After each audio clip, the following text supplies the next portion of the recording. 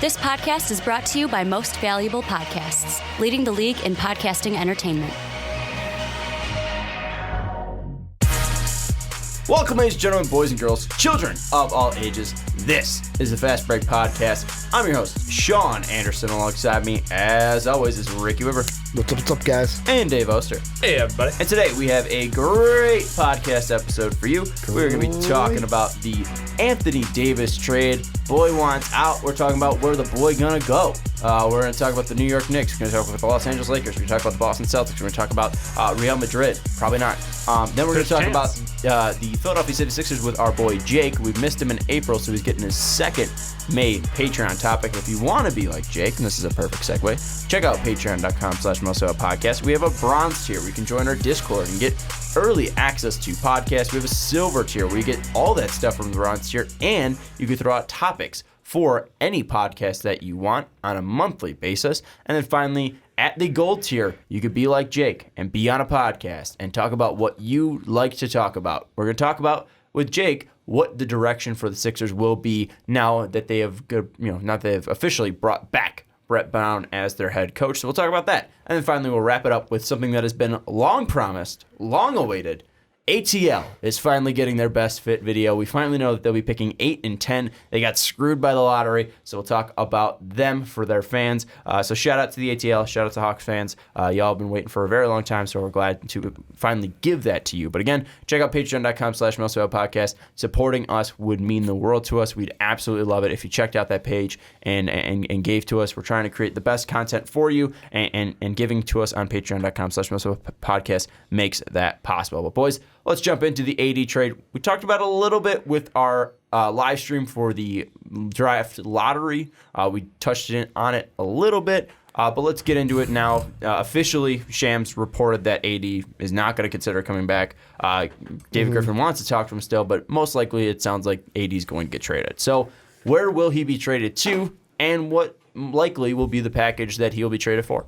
Well, the thing I want to talk about first is the whole, and this happened recently, where apparently the Pelicans owner was like, so Jackie Mack was basically like, she says, we've been told, I think through channels, most of us have heard this same scuttlebutt, that basically he would not trade Anthony Davis to the Lakers over my dead body.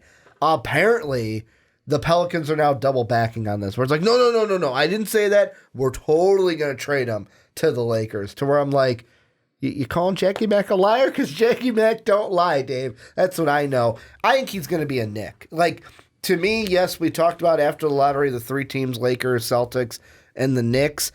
I think the Knicks are going to be his destination, and that they're going to pair him with Kyrie, with Kevin Durant.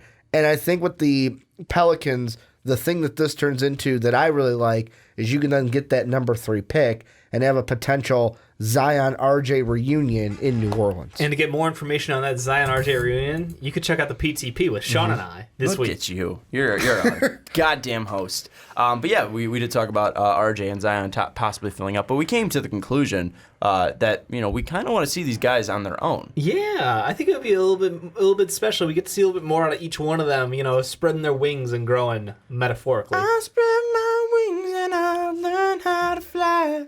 I think beautiful voice, Sean. Thanks. The thing that I'm thinking is there's already a little bit of turmoil of like, of course Zion is not going to do what I want him to do. Like, I'll be completely honest. What the herd mapped out, I wish that Zion would be like, sure, I'll do that. I'm going to pull back out. to No. Pull out of the draft, call Popovich and say, I'm going to play. Can I play for USA Basketball?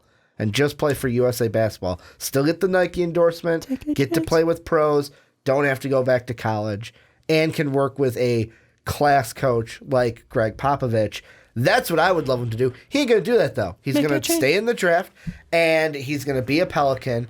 And that's so terrible. No. But I'm saying, like, for the Pelicans, if anything to ease him, because we all saw his face when the Pelicans got number 1. It was like Oh fuck! I'm going to. I did not see that at all. I totally. No, he did not look. He was like jumping up and down. He seemed giddy. Like he seemed excited watching it. Like it just seemed like the lottery. He just seemed thing. like a big kid. Like there's a side angle of him that there was looked, a little bit of disappointment. I did not see that at all. I think Yeah. you're reading way too much into it. The dude's about to make $100 million from Nike on a shoe deal. Like it doesn't matter. Like Those shoes gonna be so good. And some people are like, oh, he's missing out on so many sponsorships because he's not gonna be in New York and LA, which is probably true, but also. This kid's got a ton of following already. This guy is going to make a ton of money. LeBron James has a lifetime shoe deal from Nike, and he played in Cleveland. And Cleveland was nothing before he came there. So I mean, I'm just saying, like basketball wise, they were nothing. Basketball wise, they were disrespect to insert Cleveland player here. Elo. Elo. The thing I'm going to get back to though, because that's not the point I was trying to make. The point I'm trying to make is Anthony Davis.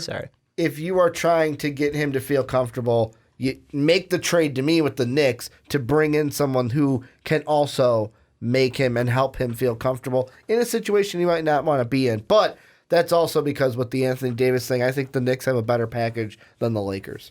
Why? Because with me, I personally, if I am the Pelicans, I do not want Brandon Ingram, Lonzo Ball, and Kyle Kuzma. Like, to me, it's like... And the number 4 pick? If it's not working for you... Why would I want that in New Orleans? It's not working for them because they got LeBron James and they're playing a different offense around LeBron James. And their timeline is to win a championship with LeBron James. Did they look that much better without LeBron James? Because we've seen them with the year before. And without. I mean, to be fair, they won almost the same amount of games last year. Ingram also got hurt as well. So Ingram was hurt. They were out with Lonzo was hurt. Out with Ingram and out with Lonzo. So too. I want two guys Alex with injuries. Caruso. Yeah, I want 2 guys with injury history. Okay, that's what I'm saying. But the potential's higher with Ingram than it is Kevin Knox. And, right now, I mean, you don't know if you're going to get Mitchell Robinson, but even then, Mitchell Robinson's still a limited player. Fantastic defensive player, really aggressive player, and really proved himself to be good. But, I mean, he's nowhere to the level that Brandon Ingram can be. And, Kevin Knox, I think he's just a worse version of Brandon Ingram, and he's not as good as a passer. He's not as good as a driver. I mean, not as good as a shooter. Kevin Knox is really great driving. But even then, like you look at, Lonzo Ball versus Frank Ntilikina, Lonzo Ball wins that, clearly. So, I mean, I think the Lakers clearly have the better package. The only thing the Knicks have is the third against the fourth. Yeah, well, and that's it. They also have the future picks because the Knicks have the advantage of having those Mavs picks they can toss in. So, and I feel like at this point, that whole Lakers shit show that came out about, we'll never, over my dead body will we make a trade with the Lakers. Like, I think they're in damage control now, trying to keep the value up because they can leverage the Lakers' pile of players and prospects that they're going to offer versus a team like the Knicks and versus a team like the Celtics, should they still want to go after him. So I think that's what they're just trying to keep the value there. I think the Knicks are very likely now. I know we talked about this before, and I was like, I think the Lakers have a good chance. And now I'm like, I think the Lakers are no longer like when she said over my dead body. Old people don't say that unless they mean it, and I believe her when she says that. So but stuff just came out today that's not even true. Like I'm not going to call Jackie Mack a lie. If I hear from the mouth of Jackie Mack, I'm not calling Jackie McMullen a liar. I know. I just think that I think that there's so much shit that was flying around. I don't know what to believe. I'm not saying Jackie Mack was getting information that was wrong. I'm not saying that people who reported stuff early on in the season was wrong. I'm just saying that people's mind could change, and I don't know what the stance is. They have a tumultuous relationship already because of that whole mid-season, my agent's going to come out and say something. That's true. So bridges have been burnt a bit. But you now got Zion, and if you're trying to rebuild those bridges and make a deal that's going to work out for both sides, things can get repaired. I don't know if I want Ingram with Zion. I'll be honest, and I know I've been a big guy with Ingram. That's I love fair, him, but I'm just saying I think those bridges can be repaired. Why don't you like that fit? I think both guys are probably going to work really.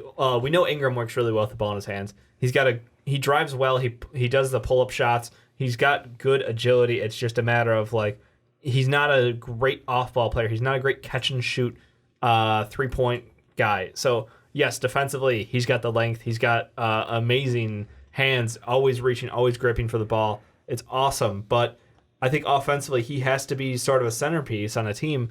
And I look at Zion, and I'm like, no, that guy is a centerpiece. That is how you can use someone, as just an absolute monster. I want his usage to be through the roof. I want the ball going through him on the offense.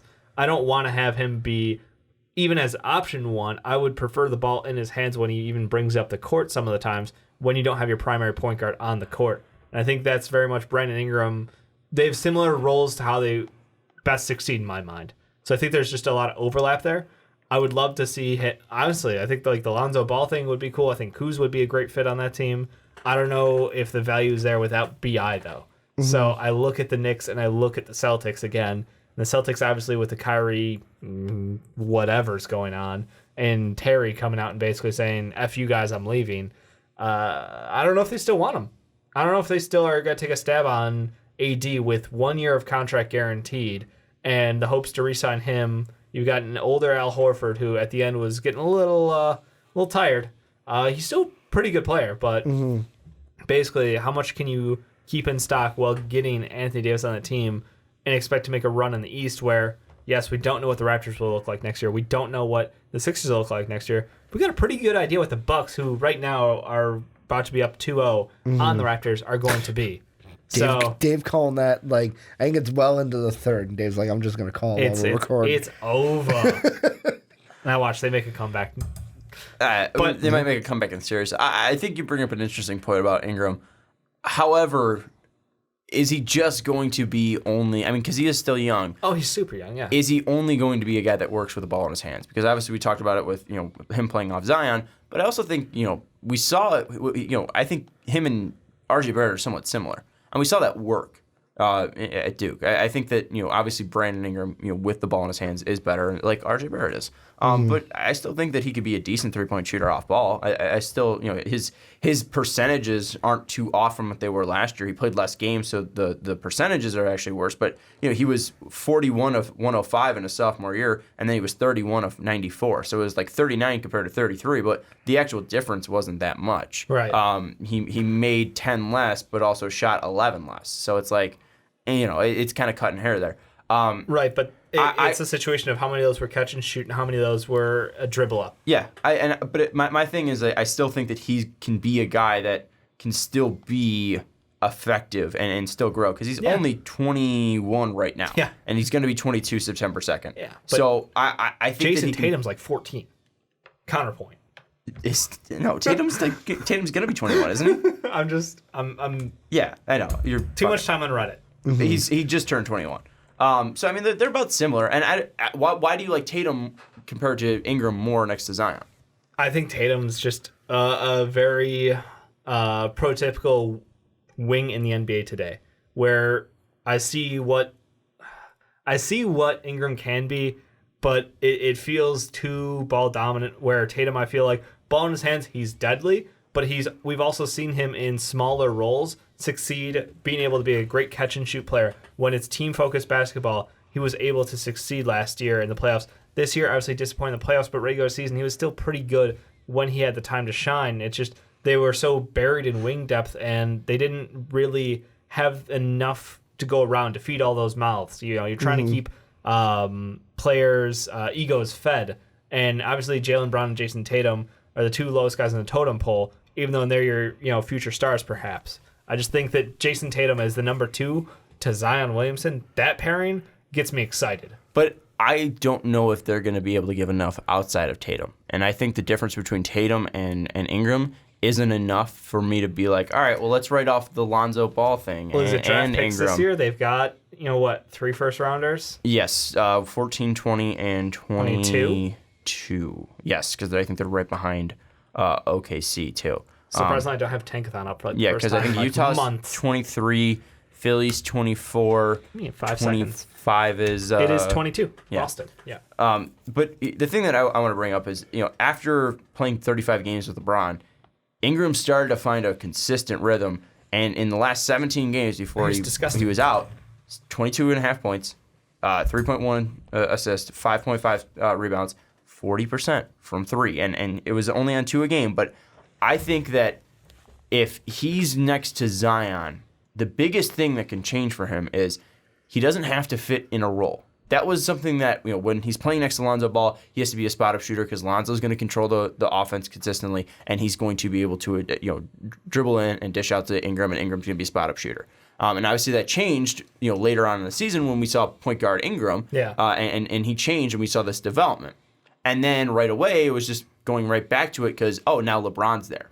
I think Ingram in New Orleans, Zion isn't that type of player that needs the ball in his hands and he's going to be a distributor.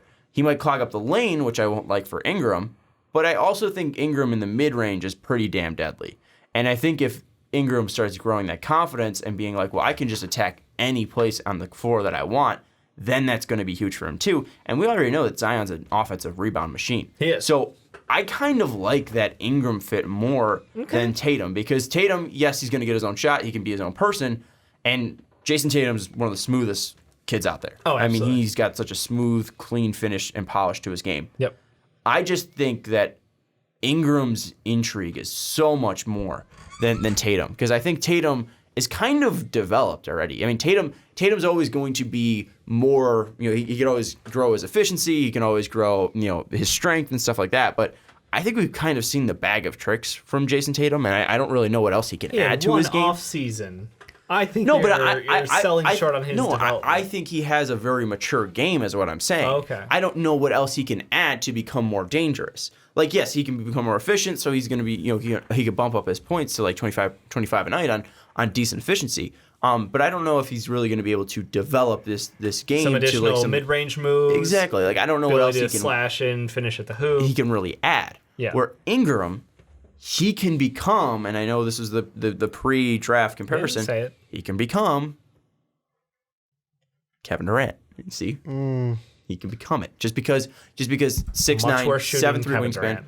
But I think the shot's still there. I think he could still develop that shot because we've seen the stroke is there. Yeah, the difference is Kevin Durant had the shot like at 15. Kevin Durant, Kevin Durant's different. The greatest shooter. He was just skinny. Yeah.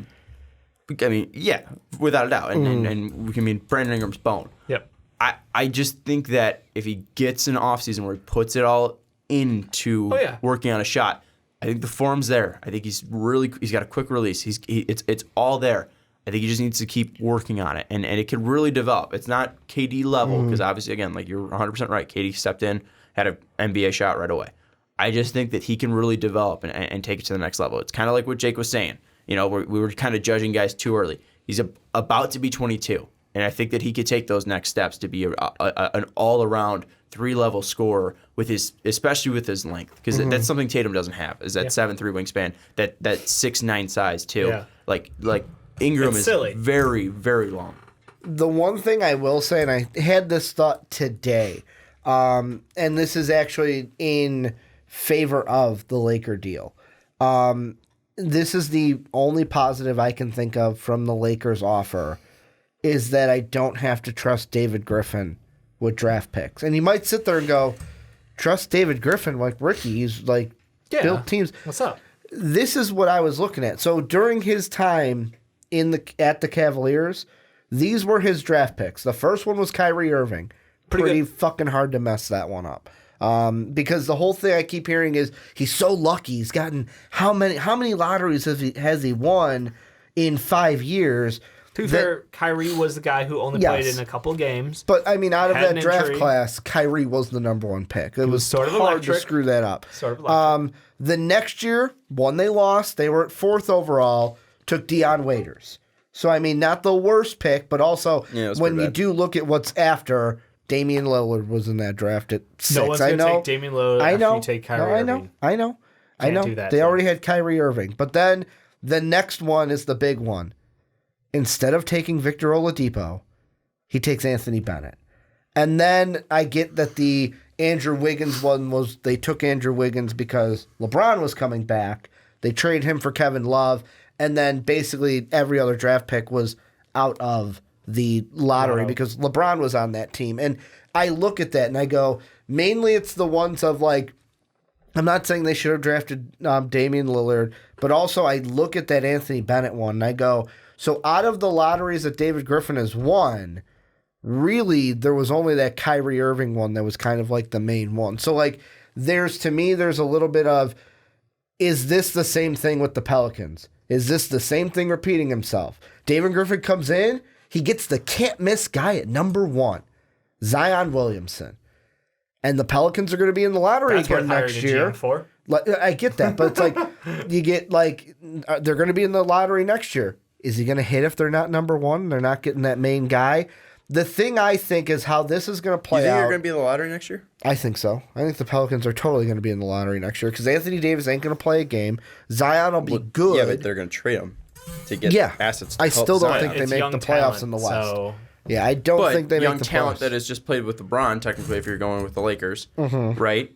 And if not, you're going to the Knicks and you're getting R.J. Barrett, who's pretty fucking good. That team without LeBron didn't make the playoffs in the first place. Go to the playoffs? What are you talking about? The year before LeBron came? Yeah. If LeBron didn't come, that team was about to be a playoff team. That's what I was saying before that. Yeah, I was super high on that Lakers team. So you're not going to convince me that team wasn't going to be a playoff healthy. team. Like, I mean, that's another thing, too, is their health. They all got to be on the court at the same time. Of course, but talent-wise, they can be a playoff team. Here's what I think is going to happen in this ultimate scheme of the Anthony Davis trade is, first to go back to the comments, because the one thing I was going to say that I didn't is I don't think it's like, oh, Jackie Mac's a liar. It's like, oh, I don't think that this over here. Here's what I think that whole situation was, where it's basically, I'm going to say this comment, not thinking it's going to get out. Oh, shit, it got out. Now I have to play damage control. How I think everything is going to go because of everything we have on the table. The Lakers are probably going to sit there, and it's going to be the Knicks that press hard first. They get Kevin Durant. They get Kyrie Irving. They really need to get the third piece in Anthony Davis. You also have Boston, who with Kyrie gone, they might bring Scary Terry back. So it's like, hey, you'll be starting now because Kyrie's not going to be there. But at the same time, are they going to want to make that move, give away young talent? I think that the Celtics don't make that move. They stick with the young talent. We go with the draft picks because we were we were a better team without Kyrie Irving. We're going to go and just double down and go with our draft picks. I think what's going to happen is the Pelicans are not going to want to trade them to the Lakers, and there's a surprise team that could levy their way into it that also has draft picks who could also be getting Kawhi Leonard. Don't sleep on the LA Clippers. If they get Kawhi Leonard and they look at it and go, hey, we got young talent that we got from that Philly deal when we traded Toby, and we've got draft capital to pair Anthony Davis. Who do they have of the level of Brandon Ingram or Jason Tatum to entice that deal? So it's not the players that they have aren't the same level. With that, it's the draft capital. Don't bring up the 2020 Heat pick. No, it could be anything. They've got their own pick. They've got the Heat pick. They've got a Philly pick. And I know that the Philly pick is like, ooh, it's a playoff pick. But yes, that Heat pick is the one that's most coveted. Their pick right now is a playoff pick. Yeah. And then the Heat pick is 2021, where this team might not even, it's a chance that it might be the high school draft, and it's a chance that it might be in the lottery. Like, I think it's the most overblown draft pick in ages. Like, that's not a for sure. Like, the Nets were kind of a for sure after they played like 10 games that season. I don't know about this. Like, the Clippers, that's not enticing me if I'm the Pelicans. Well, you cannot give me the value that I need for Anthony Davis. At the end of the day, I think it's going to come down to two things. I am going to take although the word is, hey, I didn't mean to say that, I'm sitting there going, yeah, you fucking did. That's what I'm looking at it. I'm kind of trying to see through that bullshit. I think at the end of the day, it's the Knicks, the Celtics, and if the Clippers want to get involved, I think the Celtics pull their name out because they're just like, you know what? We're not going to do this. We are not going to make this rash of a decision. In the end, it'll be Knicks and Clippers, and then it's basically which pick do we want, the Dallas pick or the Miami pick? That's what it's going to come down to. I think that ultimately it's going to just come down to the Lakers, and if the Pelicans want to make that deal, I think that they're going to be able to offer the best. I mean, they could settle. Like, that would be settling in my mind. I think it's going to come down to the Knicks or the Lakers. I think Boston's immediately out of it because I think the Pelicans are going to want to make that deal as soon as possible. Mm-hmm. I don't think they're going to want to wait until July 1st to make that deal. I mean, wouldn't you want to rush? Wouldn't you want to get the young players in immediately to then start? You don't get to work them out. What do you mean? Like, I don't understand. Like, it's not like you can you can watch Summer League, big deal. Like it's. I don't understand. You can at least have the basis of your roster. You can know these guys, who these guys are playing with. Especially if you're getting like an RJ Barrett in this deal. That way, these guys are playing together. They can still work together and build a. Unless Danny Ainge calls them up and goes, "Hey, I'm picking here. Who would you want? I'll pick them for you." I think there's a handshake deal in place. Maybe that I could definitely see, but I think I don't see the rush. I think that going out. When would you think to trade him then? I think when you get the right offer. It's just like once you hit your check mark, I'm sure they've got a line in the sand for each team. Like it would take this from your team. Yeah. Say you were the Bulls, it would take this. You were the Cavs, it would take this. And that's all it is. Is there? I'm sure as a GM, he's going in there, and David Griffin's going, all right, where's our line in the sand for each of these teams, and where are we okay with moving? And we can have some wiggle room, obviously, but like that's what I expect him to be doing as a GM is understand. All right, we're going to field calls from everybody for the next month. And it's not like I'm going to say no to everybody, but unless I hear the right, give me an offer that blows me away, then I'll say, yeah, sure, we move forward. But I don't think they're not under any reasoning they have to move forward with a trade on Anthony Davis. They hold all the power in this situation. Anthony Davis isn't doing shit for the rest of the summer anyway. Now they're they. Like you don't win and lose the offseason by rushing into a trade, in my mind. Also, to support Griffin a little bit, he also did a good job as far as managing that roster around with the amount of guys in and out of that team and that locker room. They made a lot of moves to make sure they had support staff for LeBron going forward. So not just the draft picks you want to take a shot at him. He's done. Managing LeBron is something that is very difficult. And the support staff to LeBron. Yeah. Well, because if LeBron's not happy, your team's not going anywhere. Exactly. LeBron's like, get me 17 new players. He's like, fine, I'll do it. And he did. Like, what more do you want from a guy? Yeah, long term, the Cavs are going to pay the repercussions, but guess what? They got a ring. None of that shit matters. And now the Lakers are going through that same thing of what happens when you have LeBron. But to go off of your point, Dave, and that's why I kind of I threw out the Clippers, is, Sean, you were like, well, when's this deal going to get done? I'm kind of sitting there, and I'm agreeing with Dave. When that right deal comes, and I don't think we get that this offseason. Do you think we're going to hit regular season? No way. I think I'm not saying like 95. I'm sitting there and I would not be surprised if Anthony Davis is still a Pelican at the beginning of the year. And the reason why I say that is the thing that I look at if I'm the Pelicans is I don't want to mess this up. You can't mess this up. Like, you got to get the package that you are 100% happy in. If you have any doubt, you're not going to pull that trigger. Okay. And that's what I think. And that's why I bring up. And here's why it's going to get done. Lakers aren't going to fuck around because you want to make LeBron happy and you want to be able to then go after Kyrie Irving in free agency. Knicks aren't going to fuck around because you want to get those three, Kevin Durant, Kyrie Irving, and Anthony Davis. You want to be able to secure those free agents immediately. And Boston's not going to fuck around because they got to get Anthony Davis at least in or at least agreed to so then they can re-sign Kyrie Irving if they do want to go after that game plan. That one they're stuck waiting. It's that's the handshake deal in principle. But you still want to be able to go to Kyrie on July 1st and say, hey, I understand things did not work out here, but we're going to try to make the best to where you're not playing alone, you're playing with veterans, and you're playing with a guy in Anthony Davis who you want to. And Boston, while it didn't work out here, at least last year, we're going to move away from Terry Rozier, guys that you had conflicts with, in the locker room, and we think you can be such a massive piece to this franchise that we're going to keep you, Kyrie Irving, as a centerpiece, and Anthony Davis, and we'll team you up so you don't have to deal with these young guys. You could play basketball with your friends. And Kyrie's going to go, that's great, but I already got this blue on. This blue looks really good. This blue and orange. Why would he go there if he has Anthony Davis? Or he can take more money. Because Kevin Durant. I'm sorry, the purple and gold. He could take more money and play with Anthony Davis. I mean, I'll take Kevin Durant over Anthony Davis. Anthony Davis is younger. Kevin Durant's better. Anthony Davis is younger. Kevin Durant's way better. It's not way better. Yeah. One's a top 7 player, one's a top 2 player, and one's also older and going to be 35 at the end of the contract, and the other one's going to be 30. Yeah, I'll take Kevin Durant. I'll take Anthony Davis. I'm winning rings with Kevin Durant. I'm not winning rings with AD. I would take Anthony Davis and Kyrie Irving for the next 5 years, and Kyrie Irving, KD.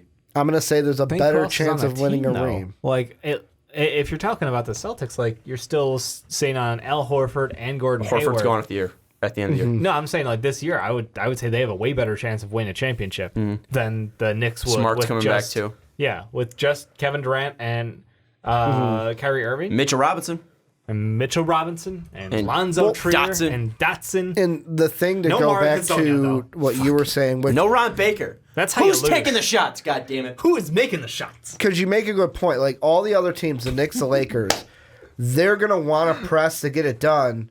But who holds the power in this? The Pelicans. If they don't want to make the deal, they're not going to make the deal. Okay, but you're saying that they're not going to get their offer. The Lakers are going to be panicked to make the offer, and they're going to not fuck around and make the offer. Yet again, the Knicks like aren't I'm going to fuck saying, around and they're going to make the offer. this is a me personal of how I'm looking into it. I don't think a deal gets done with the Lakers. I believe the words that I hear of like, there's a reason you said it. Because you believe, like Dave said, old people say what they mean. Ricky, I'm a guy over here that has lost a car, that has painted his face, that has lost his house. You're going to wear a Knicks jersey. You had the inkling that the Pelicans were going to get the number 1 pick.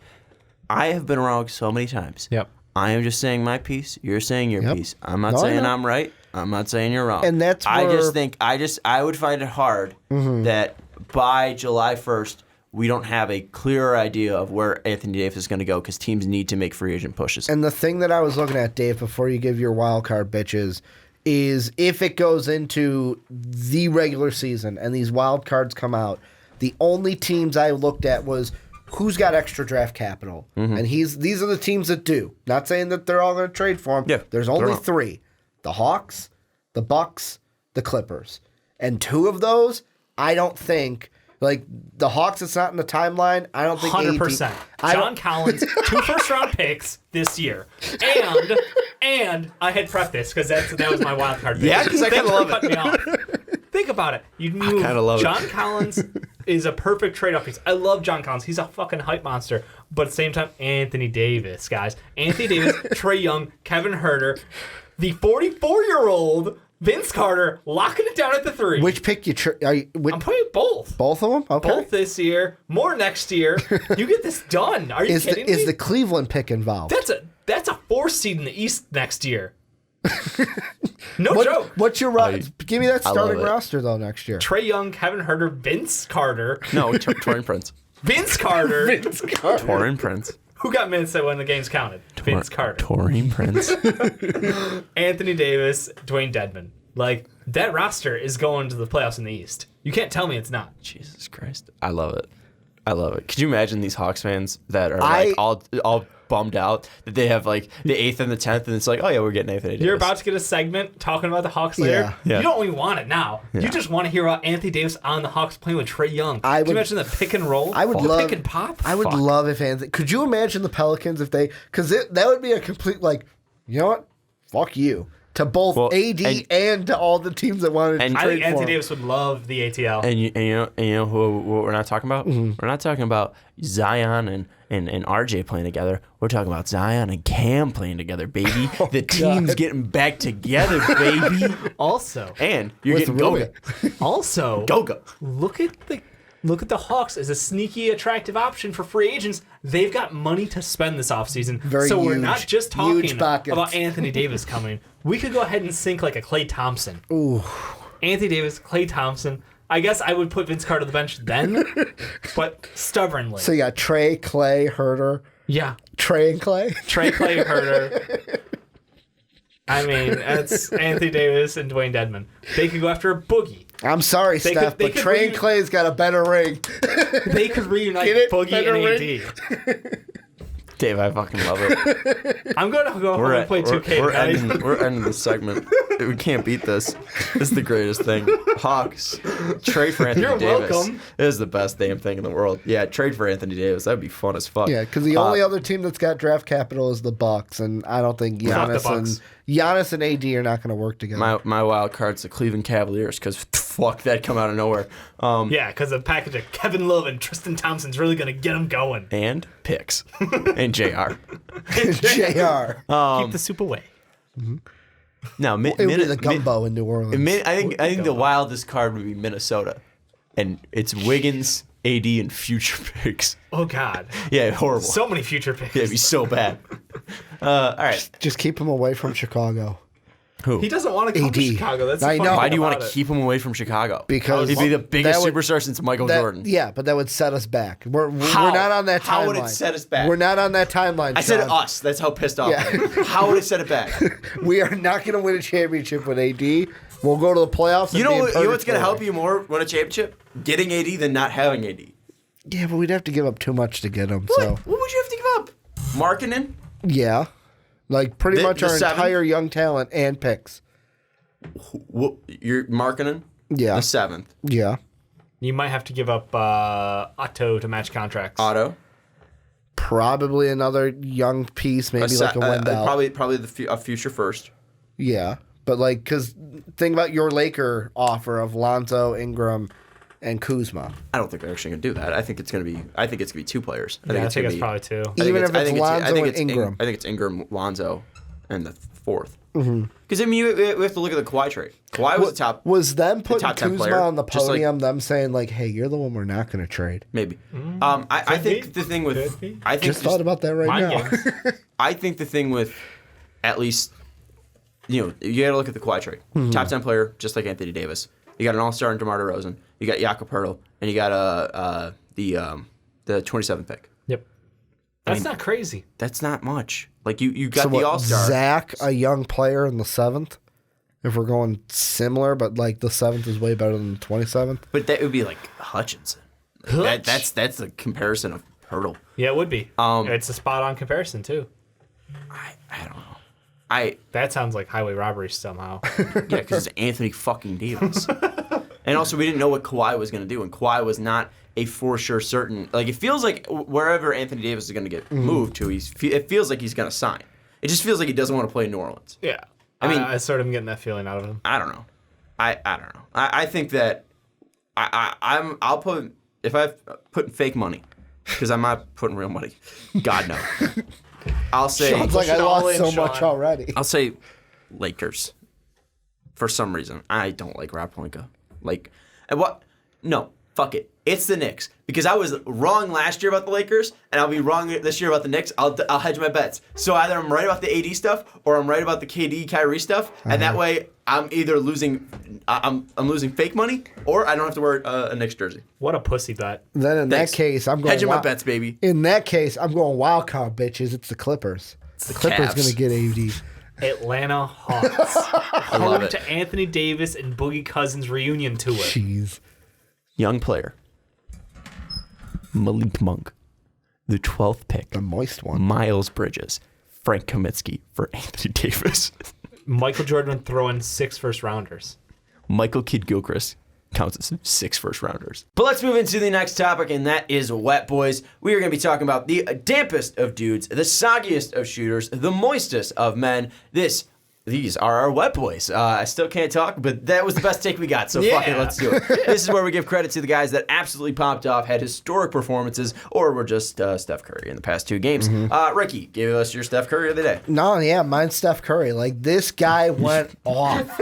Basically, Yes, he did. It's like, Kevin Durant? Oh, we don't have Kevin Durant? Oh, yeah, that's right. The Warriors are still really fucking good at basketball. What have I been telling you guys forever? We've been swearing a lot on this I know. podcast. I love it, though. Fucking love it. But the thing is, this gets me heated gets because me going. I love how, like, listening to the herd and listening to the jump and Yikes, listening, you're like, wasting your time. and listening, like, no matter where you go, my point is, everyone's like, well, we forgot how good the Warriors are. And I'm sitting there going, I've been telling you this since right before Kevin Durant got We injured. know Colin doesn't watch. They are good. They are good. It Things was Colin got disrespect. wrong. Very Everything. much wrong. But Steph Curry blowing up. He's my wet boy this week. Don't Dave? blow it up. It's the Warriors.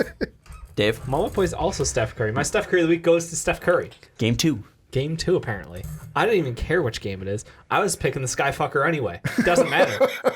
Like, he's just that good. He's just incredible. The stat, I believe they're 30-1 in games with Steph Curry and not Kevin Durant. Yeah, and he hasn't missed a free throw since 2015 in the NBA Finals. Yeah. Fourth quarter free throw. Yes. Yeah. Oh, it's Something fourth like- quarter? Yeah, I only thought in it the was like fourth 79 quarter. of 79 or some shit Yeah. like that. The 75 last of time he 75. missed was the insane. 2015 NBA Finals. Something absolutely disgusting. So it is historical. It's disgusting, and I love everything about it. I'm sorry, Portland. You are an amazing team, but like your strength also just happens to be Golden State's Yeah. strength. So sorry. Yeah, and my guy is Kawhi Leonard. I was gonna make a joke and say Nikola Jokic, but I'm so tired I forgot. So my guy's Kawhi Leonard. He hit the shot. I mean, come on, like that was the greatest shot in Toronto Raptors history. The Kobe-esque shot. That was absolutely insane. I don't know about Kobe-esque. I don't remember Kobe wouldn't have doing bounced that. 4 times. Yeah, Kobe would have. That was absolutely insane. The just the drama of it hanging up there. The photo. The great mic work too of TNT, where you actually hear the ding, ding. Ding! It's like a movie. It was fantastic. We used the photo in the Wet Boy thumbnail, so you guys probably saw that. But Kawhi Leonard in the two games, both the Game 7 and then Game 1, 36 points, 9 rebounds, 3 assists, 40% from the field, and 94% from the free throw line. So Ricky, you love your guys who work at the stripe. Kawhi Leonard does that, and I feel proud that I said before these playoffs that Kawhi Leonard would be the best player in the playoffs, and with Kevin Durant going down, it's really only Giannis and Kawhi, and you could probably throw in Steph there too. Relax, but Steph didn't have that hot of a start, and Kawhi's been so fucking consistent. It's true. And I love him. I'm so glad he's back. I know I gave him so much shit last year, but it's because I wanted him back. I wanted him to play, and having him back and seeing him take 21 shots at 52% from the field, and seeing him take pretty much 6 threes a game at 39%, and seeing him shoot 88% from the line, scoring 31 points, 1.4 steals, 3.5 assists, 8.5 blocks. I'm glad Kawhi Leonard's back. And he's got 31 tonight. It's good for basketball. 31, 10 of 10 from the foul line, although they're probably going to lose to the Bucks love him. still. I love him. They are He's losing great, to the Bucks. and I hope he goes to a fantastic team, and he's got a true shooting percentage of a 63.6. Did he just say he needs to get off the Raptors? No, I he hope said he a goes good to he goes to a fantastic team, and It could whether be the that Raptors. It could be the Raptors. Oh, okay. I just hope he goes to a place that he can grow and continue to be, in the playoffs, and not be like LeBron. I do want to throw out though an honorable mention that I know it's a one-game honorable mention, but Brook Lopez, Nikola Jokic. Oh, well, and Brook Lopez too, Nikola. just blowing up. Here's a question I want to ask Holy to end Jokic. Wet Boys. Yep. And this got me thinking after If it's this good, we're just never gonna do the segment again. Well, okay. It was getting me thinking because I'm like, man, Brook Lopez had a really good game. I'm not talking player when I say this. I'm talking overall, just person of everything they bring to the table on and off the court. Who's the better Lopez, Brook or Robin? Robin fights mascots. Also, I don't understand where this question came from. Brook. Who's your favorite? Like, who's your favorite Lopez? Favorite? Because I would go with Robin Lopez. He's not the better player. Okay. But like The better everything, the like better player is an easy question. yeah. But I'm not asking better player. I'm just saying the better Lopez in general. Robin I might Lopez go is entertaining as hell. Rolo. He's so because of that. entertaining. Yeah, I like Rolo better. Just a random thought I had. Brooks a better basketball player. It's Oh, not yeah. close, Yeah. but I think what Brook has in basketball skill, Rolo has in Personality? personality. Yeah. It's like the Mannings, kind of. Yeah. I mean, got the I mean, Brook is personality. kind of funny. Brook is pretty dry. Yeah, Robin's just so much better. Yeah, I know. I agree. Yeah. All right. Final thoughts. We good? Yeah. All right, Yeah, cool. Steph Curry, I believe he's going to end up winning this shit if it keeps up this Well, pace. he just got 2, and I think that tied the lead So with just this week. No, he's got the lead. Dave gave him one before. No, He's got two now. I'm saying With just 2. just having 2 this week tied him. True. Yeah. So he's in the lead with 3. Kawhi is now tied with Jokic and Dame at 2, which Jokic can't get anymore.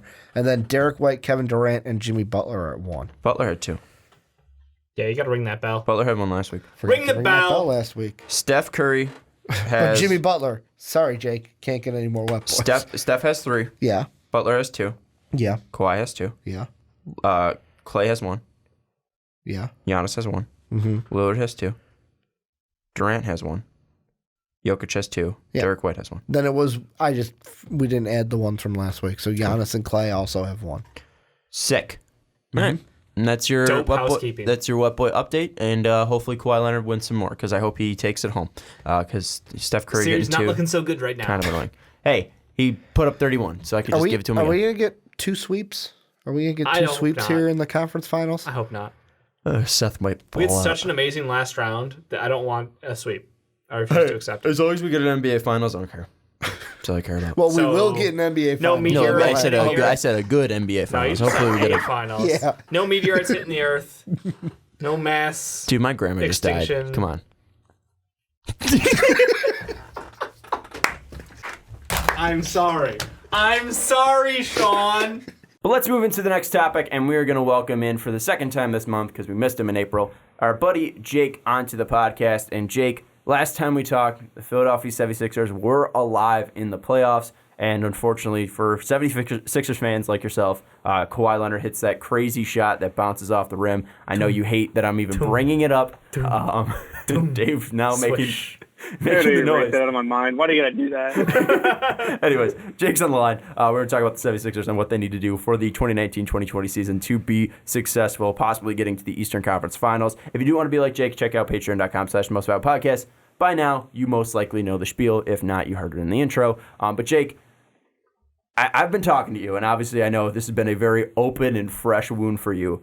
Has it gotten any easier to swallow? No.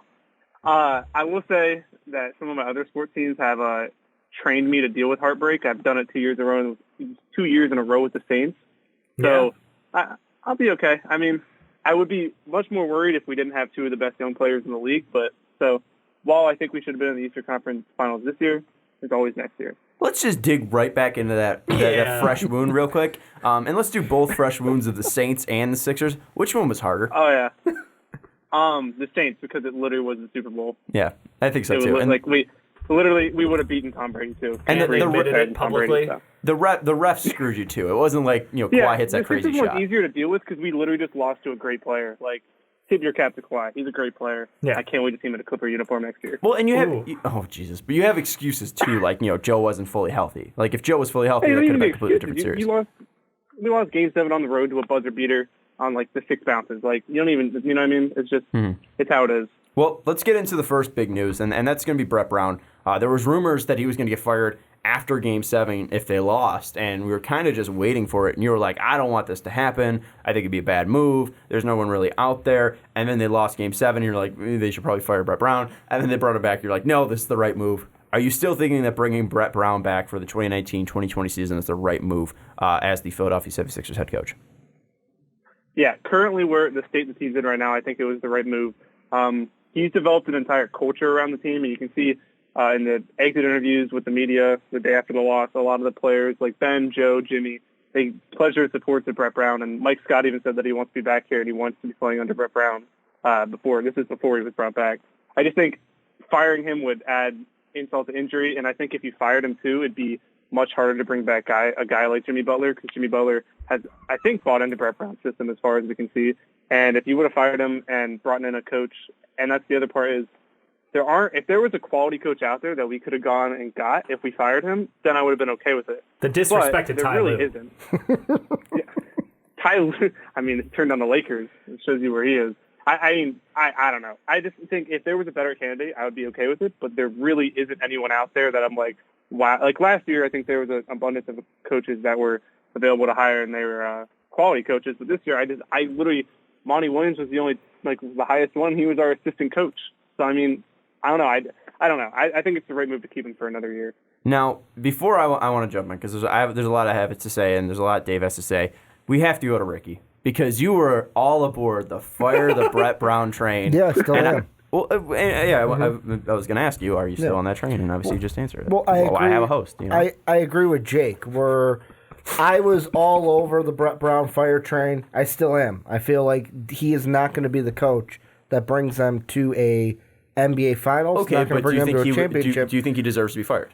But the thing is, why? I would not have fired him now that I'm thinking about it because of what Jake said. Who are you going to go get? That's the only reason why, in my mind, Brett Brown has a job. It's because there's no one to replace him. It's not that he's good and that he deserves to have this job. It's just because there's no one good enough to replace him. So we're going to keep him around, and then it's basically going to be, I'll tell you, Jake, what'll happen next year. You'll make the playoffs, you'll face a team in the second round, no matter who it is, and you'll lose. That's what the Sixers are going to do under Brett Brown. I just want to jump in here and say that Brett Brown did outcoach Nick Nurse during that entire series. The only reason the Raptors won is because Kawhi Leonard. And he did outcoach him. And I'm not saying Nick Nurse is the best, because I have had my criticism. First-year coach Nick Nurse. Nick Nurse, when we were doing our positional rankings for coaches, I was probably, I think, the lowest on Nick Nurse, given some disrespect, because I was a Dwayne Casey guy. But I just don't think... What a horrible thing to be. I just don't think that Brett Brown is the guy. Like, he's not the coach that brings them to the championship. He's going to be the coach that we look back on and we go, hey, remember Brett Brown? Yeah, he did all the dirty work before some new coach came in and then got the talent over that hump. He's going to be the Mark Jackson of the Philadelphia 76ers. Thank you for that hot, fresh, steaming take right off Why the not? presses. Why not Rick Carlisle? You know, Rick Carlisle was the coach before the Pistons, before Larry Brown came in and won a finals. Why does it always have to be Mark Jackson? I'm sick of Mark Jackson. Mark Jackson's overrated. Who was the coach of the Bulls before Phil Jackson got there? Why can't it be that guy? That was Doug Collins. Yeah, why can't it be Doug Collins? Yeah. Because with Rick Carlisle, I will say, because Rick Carlisle went on to go to a different team and actually win a championship. Yeah, he had Dirk Nowitzki, but he won a championship. Whatever.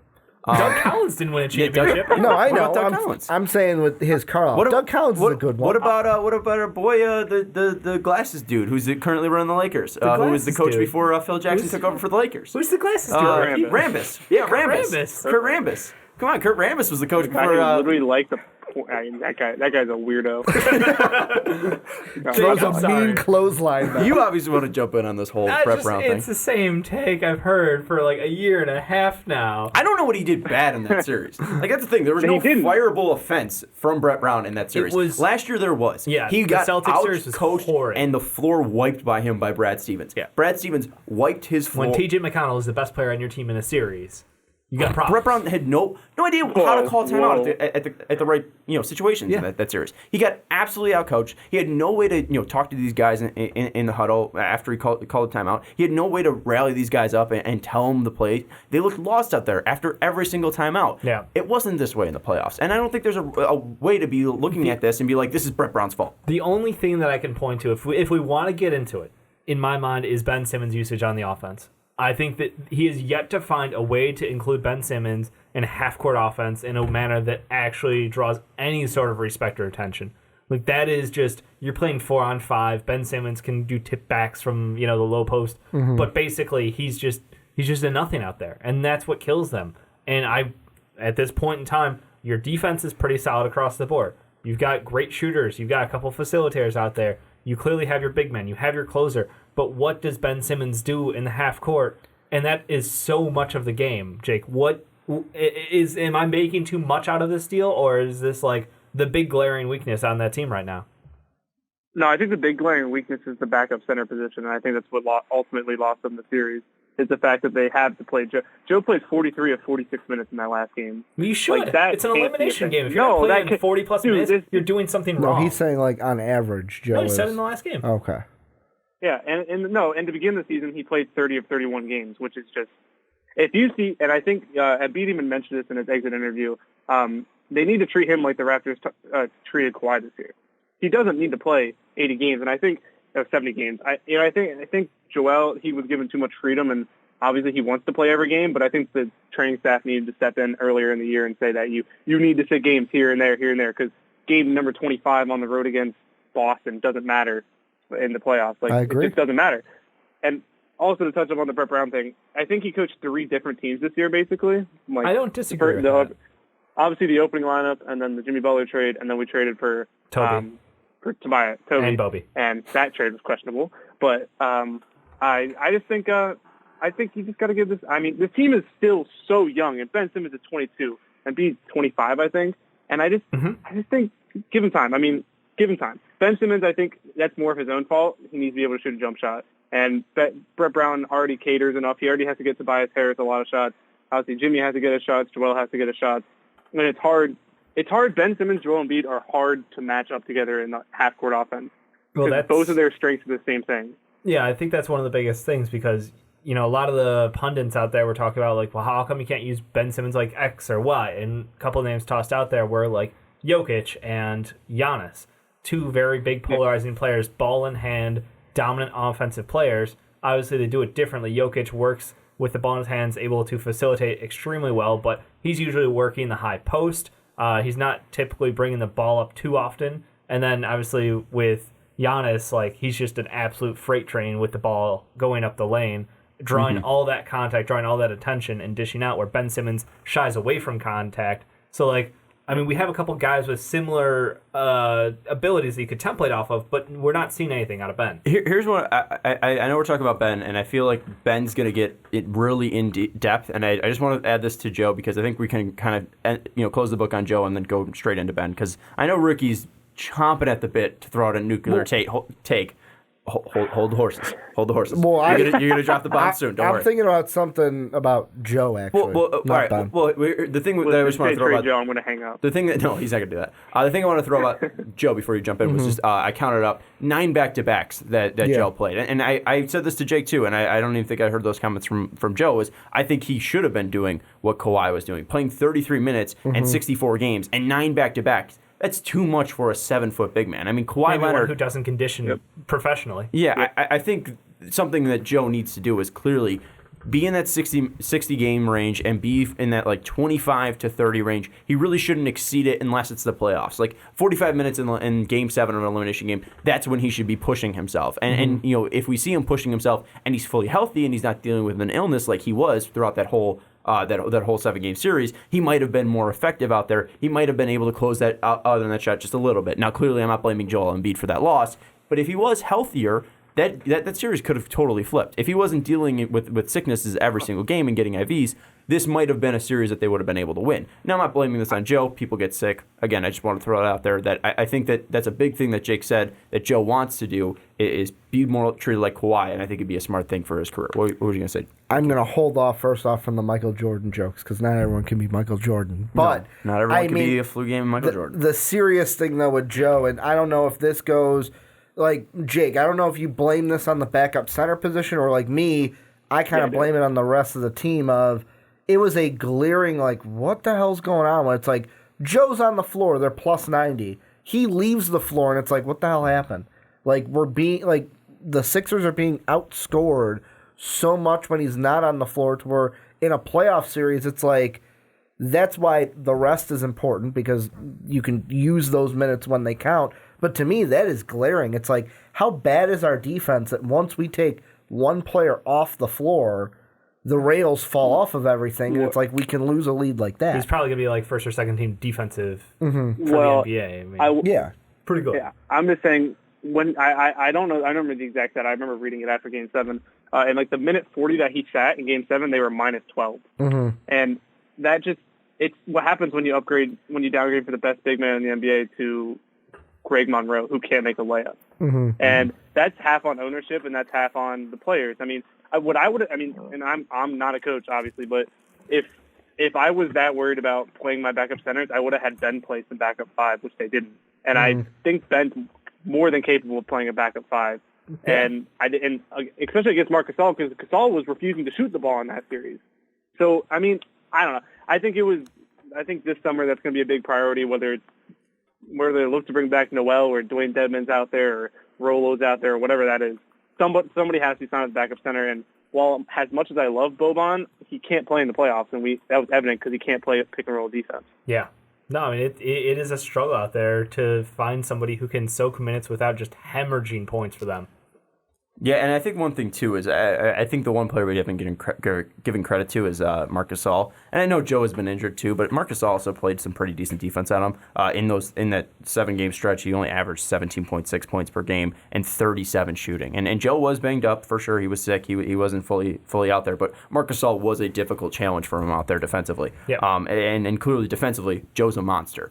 Without a doubt. But Marc Gasol going up like a veteran like that, not an easy task for Joel Embiid, especially when he's injured, or sick. I don't want to say injured. But let's get into the Ben Simmons talk, because obviously Dave brought it up. Brett Brown didn't really coach him well enough, and Jake said, obviously he was coaching 3 different teams out there. But something that came up in the pre-talk was Ricky's nuclear take. And let's drop the bomb, Ricky. I think that the Sixers seriously need to.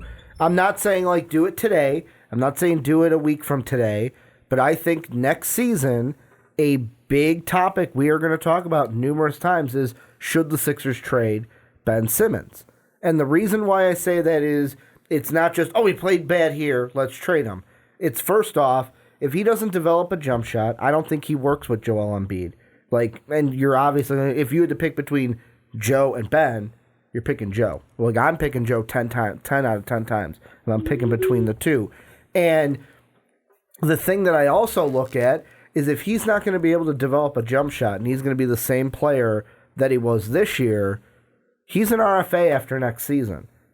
If you bring Jimmy back, that's big money. Are you going to pay big money for a guy who's not shooting a jump shot, who his game clashes with your star on your team because Joe's your star, and is that going to be a future moving forward? I'm not saying it's a for sure, like, yes, trade him today, but it's going to be a discussion if he doesn't evolve as a player and learn how to shoot a jump shot, because then the Sixers are going to say, no, it's not going to work. We got to trade him before some team offers him a max, and then we've got to match that up with his RFA. Because you're not going to let Ben Simmons walk in free agency. You'll match it and then try to trade. You'll try to get something out of him if you're going to give up on him. Jake? If they traded Ben Simmons, the Sixers would regret trading Ben Simmons as much as the Charlotte Hornets regret trading Kobe Bryant. Ben Simmons is a transcendent player. Way. He's No way. 22 years. No he way. Is 22 years old. He averaged 17, 9, and 8 this year. He was an All-Star in his second year. Should have been an All-Star in his first year, and he played 81 and 79 games. If you're telling me, Did you watch Kobe play? Yes, I did watch Kobe play. Okay, because Ben Simmons is nothing like Kobe Bryant. Just saying. I never said he was going to be as good as Kobe Bryant. I said Kobe he's going Bryant to for like regret trading him as much 2013. as they did. Yeah, you should learn to listen. He never said he was Kobe Bryant. I think I also said said Kobe Bryant. I regret trading him as much as the Hornets regret trading him. Oh my I god! don't think it's that much, but go ahead. If you're telling me for the next 10 years you have to choose between injuries considered, Ben Simmons and Joel Embiid, I'm taking Ben Simmons 15 times over because Joel Embiid can't stay healthy for an entire season. But you just said Joel Embiid doesn't need to be healthy the whole season because you're going to give him I understand. so many No, nights I'm off, saying, and he's only going to have to play 60 games and limited minutes in those games, and he's the best center in the NBA according to you. So you're going to pass up on him for a guy with a flawed game. I'm saying if you're telling me I had to choose between the two, I'd take Ben Simmons because I think Ben Simmons can be a top 5 player in the NBA at one point. But Jake, you just said something that is the crux of all of this.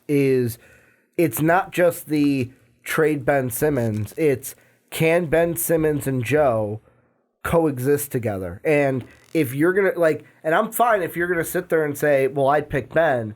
Well, then in my mind, that means then Joe's got to go. One of these guys has to go. I don't think so. If Ben Simmons, to me, if Ben Simmons is not going to learn how to shoot a jump shot and evolve as a player, one of these two guys has to go because together they're not winning a championship. That's what I'll say.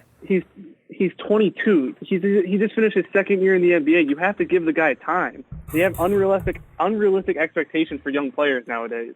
He's literally his second year in the NBA, and you already expect him to have a complete game, fix every flaw in his game. I He's expect an elite him defender. to be able to shoot a shot, though. That's basketball. He's developing it. That's his one weakness his entire game is the fact that he can't shoot a jump shot. That's he a pretty doesn't have big any weakness other in the game of basketball where you're trying to put baskets, balls in the baskets. Give him time. He will develop it. All he has to do is develop a mid-range shot, and him and Joel will be fine. That's all. Jake, give him a year. Jake, I have a question for you. That's all Michael Kidd-Gilchrist needed to do, too, wasn't it? Jake, I have a question for you. Yeah, well, Michael Kidd-Gilchrist and Ben Simmons are not on the same level. One was the number 1 pick, one was number 3 pick. Right, here. This is what talented college players. This is what I want to throw out here. This guy also a very talented I'm just stirring the pot. I'm sorry. No. But this guy also a very talented college player. And also in the first 4 years, so he was aged 21 to 24. So in those 4 seasons, he was 31 of 189 from 3. And that's 16.4% from 3. And Ben's obviously nowhere near those levels. I think he's 0 of 17 from 3. But Jake, you want to know can you take a guess at who that player is? Wait, can you repeat that? Right. This player in his first 4 seasons was 31 of 198 for 16.4% from 3 in his first 4 seasons. Do you know who that is? Oh, Giannis. No. Damn it. It's Michael Jordan. Dave had the same guess, by the way. So we know that Michael Jordan is real bad at basketball because in the first 4 seasons he could not shoot a jump shot. And I'm not saying that they're at the same level shooters because Michael was a much better free throw. 3 versus jump shot. Jump shot is not a 3. Mm-hmm. They're different All right, categories. that's fair. Michael was also, never really Michael that great at and Michael was a mid-range king. And Michael was also a much better free throw shooter. I was also going to throw it out there. I'm not saying that they're the same, but guys can get much better at shooting if they want to put the work in. And I think that's the biggest thing for Ben is if he wants to put the work in. And Jake, that's something that you've thrown out there, is that he's not willing to shoot with the right hand. He's not willing to put the work into it. Brett Brown wanted him to take more shots throughout the game, and we really just didn't see that. Like, it started a little bit of him taking a jumper every game, but it really didn't keep going because he wasn't making them, and he kind of seemed like he was disinterested in it. Is that the biggest thing that Ben, in your mind, needs to do, is just keep attempting to try to make these jumpers in the game? He literally just has to shoot them, because even Embiid shot around 30% from three, and when he would pump fake, people would go for it all the way. And even when Giannis obviously got better towards the end of the year shooting threes, but earlier in the year when he was shooting like 18%, he would pump fake and people would still come out and try to jump on him or even just guard him out there. He just needs to attempt them. He doesn't even have to make them at a good rate. Just attempt them. You'll open up the floor for Embiid, even Jimmy, if Jimmy's still here. All you have to do is get Embiid better looks in the post. That's all you have to do. All you have to do is shoot them. You don't even have to make a lot of them. I mean, all you have to do is actually play somewhere outside of the 6 feet that Joel Embiid operates, lives, and dominates in. Which I'm sorry, like, where did he grow his game this year? Because you're asking him to just get a jump shot, just add that little bit to it, just do a little bit for us. You mean where did Ben grow? Where did Ben grow his game? This from year 1 to year 2. Usually we see people. De'Aaron Fox took an epic leap this year. We saw a lot of players make that jump, and I feel like Ben Simmons brought back basically the same repertoire of talents and skills offensively and defensively. I mean, he's a great defender. He's a great facilitator. But where did he get better offensively? I don't think he made that big jump this year, and I understand that's obviously going to be a concern. But I think that, again, like I said earlier, unrealistic expectations for a guy in his second year. And I mean, his field goal percentage did go up. His free throw percentage did go up. He averaged more points. He averaged a little bit less assists. He averaged more rebounds. So like obviously it doesn't look like a glaring increase, but things are still going up. And you can look at guys like Giannis Antetokounmpo, who started out, he averaged 6 points in his first year, 12 points in his second year, 17, and then he made the big jump to 23. I just give Ben a little bit of time. That's all I'm saying. Well, you don't look to trade a guy after 2. What would you even get in return for him? That's the big thing. Well, and what would you get? I think the only thing that I would even consider trading him for would be Anthony Davis, but that's outside of roster construction, because I don't know how Joe and him would play together, and also Jimmy, and I don't think it would be a really clean fit. But that would be like the type of player I would look to trade for him, because I agree with Jake. I think trading a player this young would be absolutely ridiculous. I mean, he's still a first overall talent, and he hasn't really shown anything where he's been a bad player. Like Jake said, he's an all-star. Should have been a 2-time all-star, really, in his career. And I picked him this year for Defensive Player of the Year. He didn't end up being that. I don't think he was to that level, but I mean, he didn't show any regression defensively. He's going to be 23 come July 20th, so he's going to be very young when it comes to the season. And obviously, he even got skipped out of his first true year as a 20-year-old because of an injury. So. And so far, he's been really healthy throughout his career. I mean, he played 81 games in 79 games. Knock on wood for Sixer fans, but he's been really healthy, and he's been able to be out there for the Sixers. So the biggest question I have for you guys, unless you want to add something else, I want to bite on what you said, Sean. Where I know you brought up Michael Jordan as kind of like it kind of felt like maybe a troll thing to bring up, like, oh, he's not like the greatest basketball player. It was just people grow their games. That's all I was saying. I'm going to bite on that, because the thing that as a kid, I always liked about Michael Jordan was like with his free throw shooting, where he would say, like, in the gym, done with Jordan practice, worked his ass off. He would just shoot 100 of them until he made 100 consecutively. And then you talk about Ben, where it's like, hey, Ben, how about you try to do this? Nah, I'm good. Like, I'm not going to shoot with the right hand. Brett Brown wants you to shoot more shots. You're not going to shoot them. To where that's one thing is he ever going to... I get that he's young, and you keep throwing out, oh, he's young. But if the mindset doesn't change that, hey, I have to work on this... That's why I brought it up to Jake. That's because I was just saying that... Because they're in a tough situation of, yes, he is young, but after next season, you're in a kind of a tough situation, because it's like, you're going to give Ben Simmons his money. There's no way you're going to let him walk away in free agency. Unless you're trading him, like you suggested. And that's the thing. If you give him that contract like you will, and you don't think he's going to work on his game and develop what he needs to, then it's just going to turn into, all right, we're giving him his second contract, and at some point we're going to have to move him, and the value might be less when he's older, and still hasn't worked on what he needs to work on. I was just trying to point out there that if he wants to put into the work to become that shooter, just a dangerous shooter in general, not even dangerous, just an effective shooter from 15 feet out, then he can even take that level that we're just saying. And it's just that Ben needs to put the work in because the talent is there. But this is a guy who's had motivational problems going all the way back to high school. Remember him in college? So disinterested in LSU, didn't show a lot of effort, looked lethargic out there, clearly not interested in improving his game since then. So it's just, if you're having the questions at each level through now about how much is he willing to put in off the court, and when he's on the court, is he going to take those chances, listen to his coach, and change his game to fit the team better? Like, this is no longer just he's young, he can grow. It's like, this is a pattern. And that's what I'm starting to see is is this something we should be afraid of? Because LSU, we had concerns. Rookie year, we understand injury, sure, but a lot of guys who are injured early on in their careers, I look at his teammate in Joel Embiid. Joel Embiid took that time to get a better shot. He took that time to build up his body. Ben Simmons, Jake, what's your response to that? I just think it's an overreaction. They lost in a Game 7 if they were in the Eastern Conference Finals, we wouldn't be having this talk.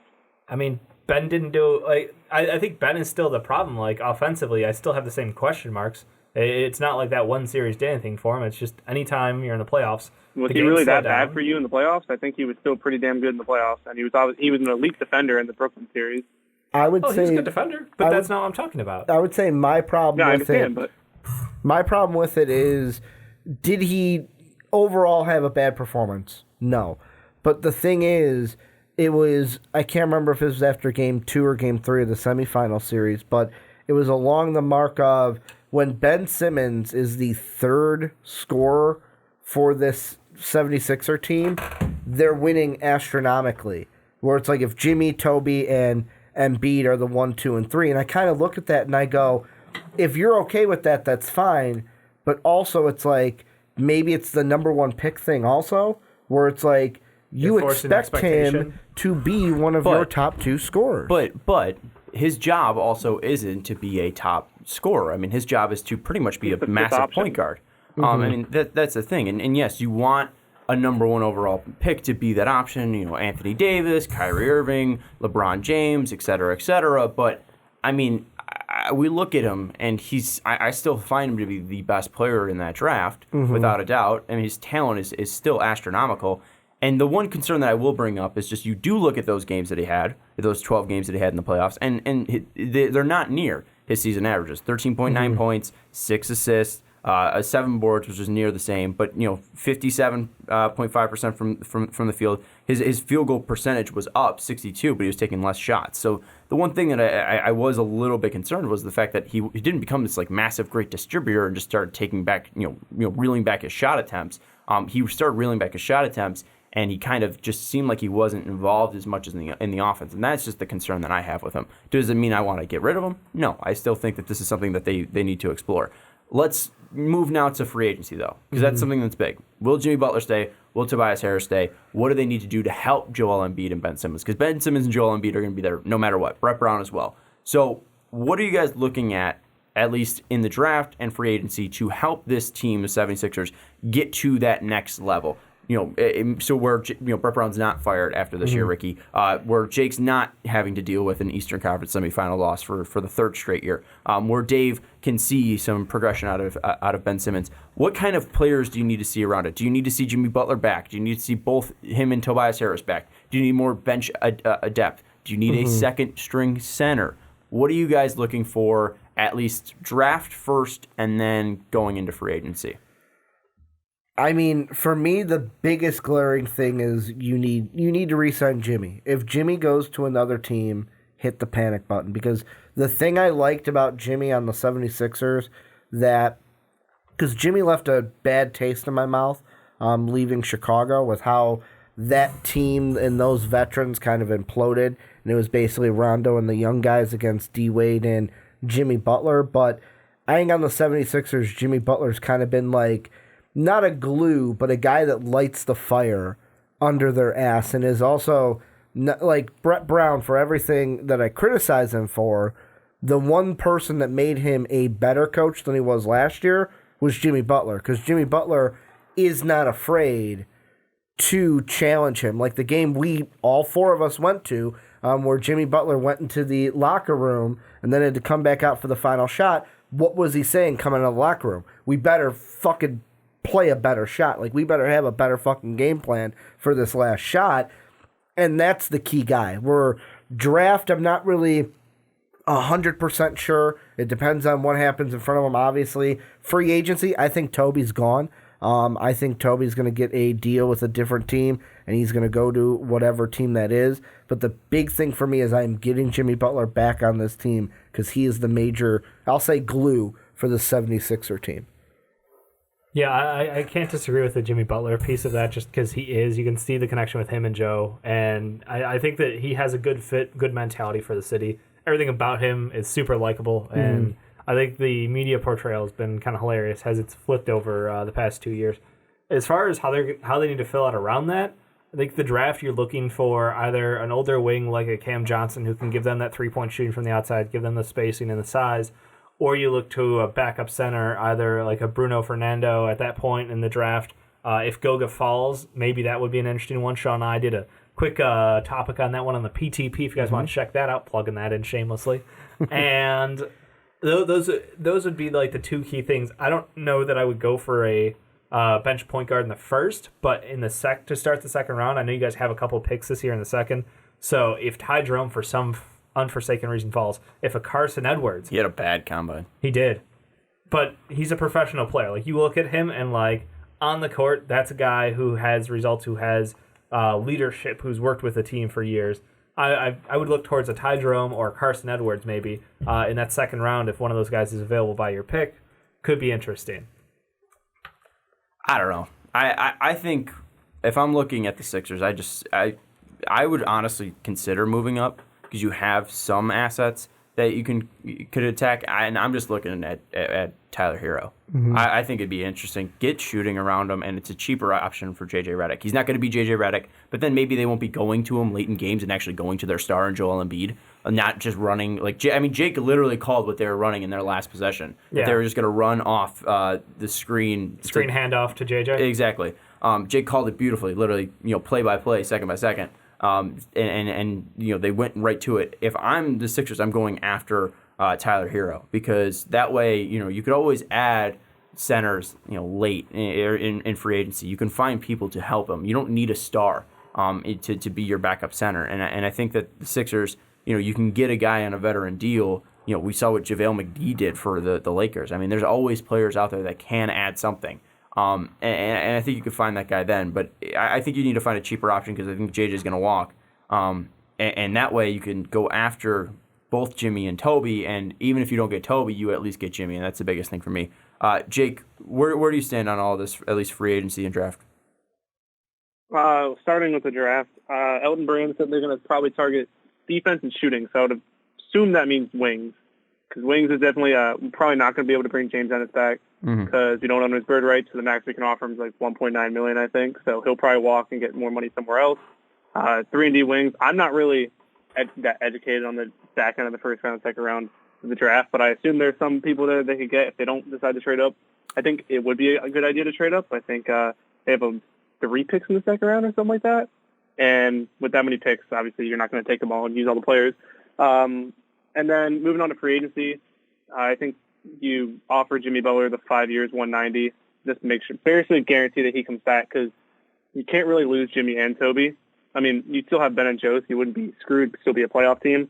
But you went out and you made those 2 trades. If you lose both of those players, it's terrible. It's awful. It's worst case scenario. So I think you offer Jimmy the 190. Then you go to Toby.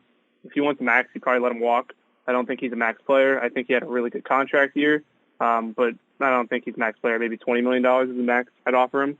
And then bench center is the biggest glaring need, I think, on this team.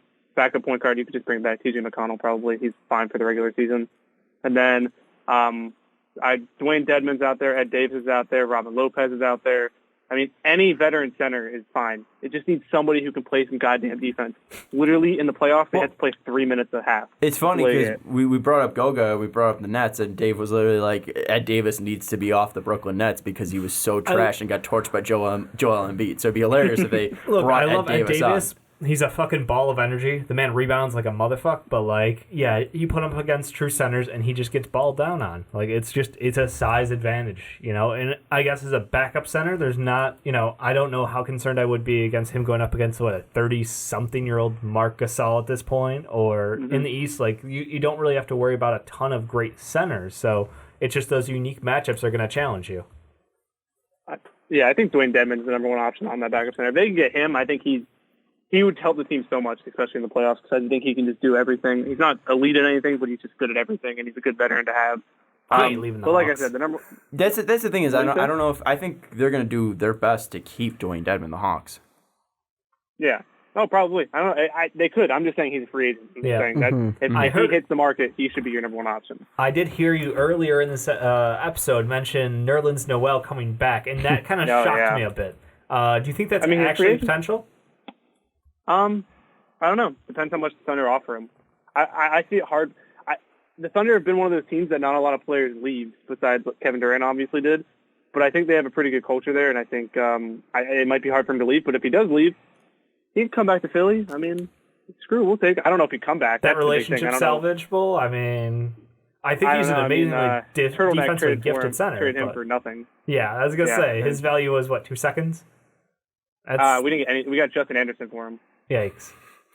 Just turtleneck. Just to bring it up to 5 picks total in the 2019 draft for the Sixers. They have the 24th pick. Obviously, like we're talking about, possibly moving up to get Tyler Hero. But then they have the 33rd, 34th, 42nd, and 54th. And there's some interesting names that are kind of in that range. We're talking about shooting and defense. Dylan Windler from Belmont, great shooter at his time there. Would be really interesting as a wing. You look at KZ Okpala as well. Some people have him falling that low. He would be a nice steal. He had a great, fantastic combine with his length. Would be very interesting, especially as a shot. Ricky's boy, Louis King, is out there. Louis King? Ricky's other boy, Iggy Brasdeikis, is out there, too.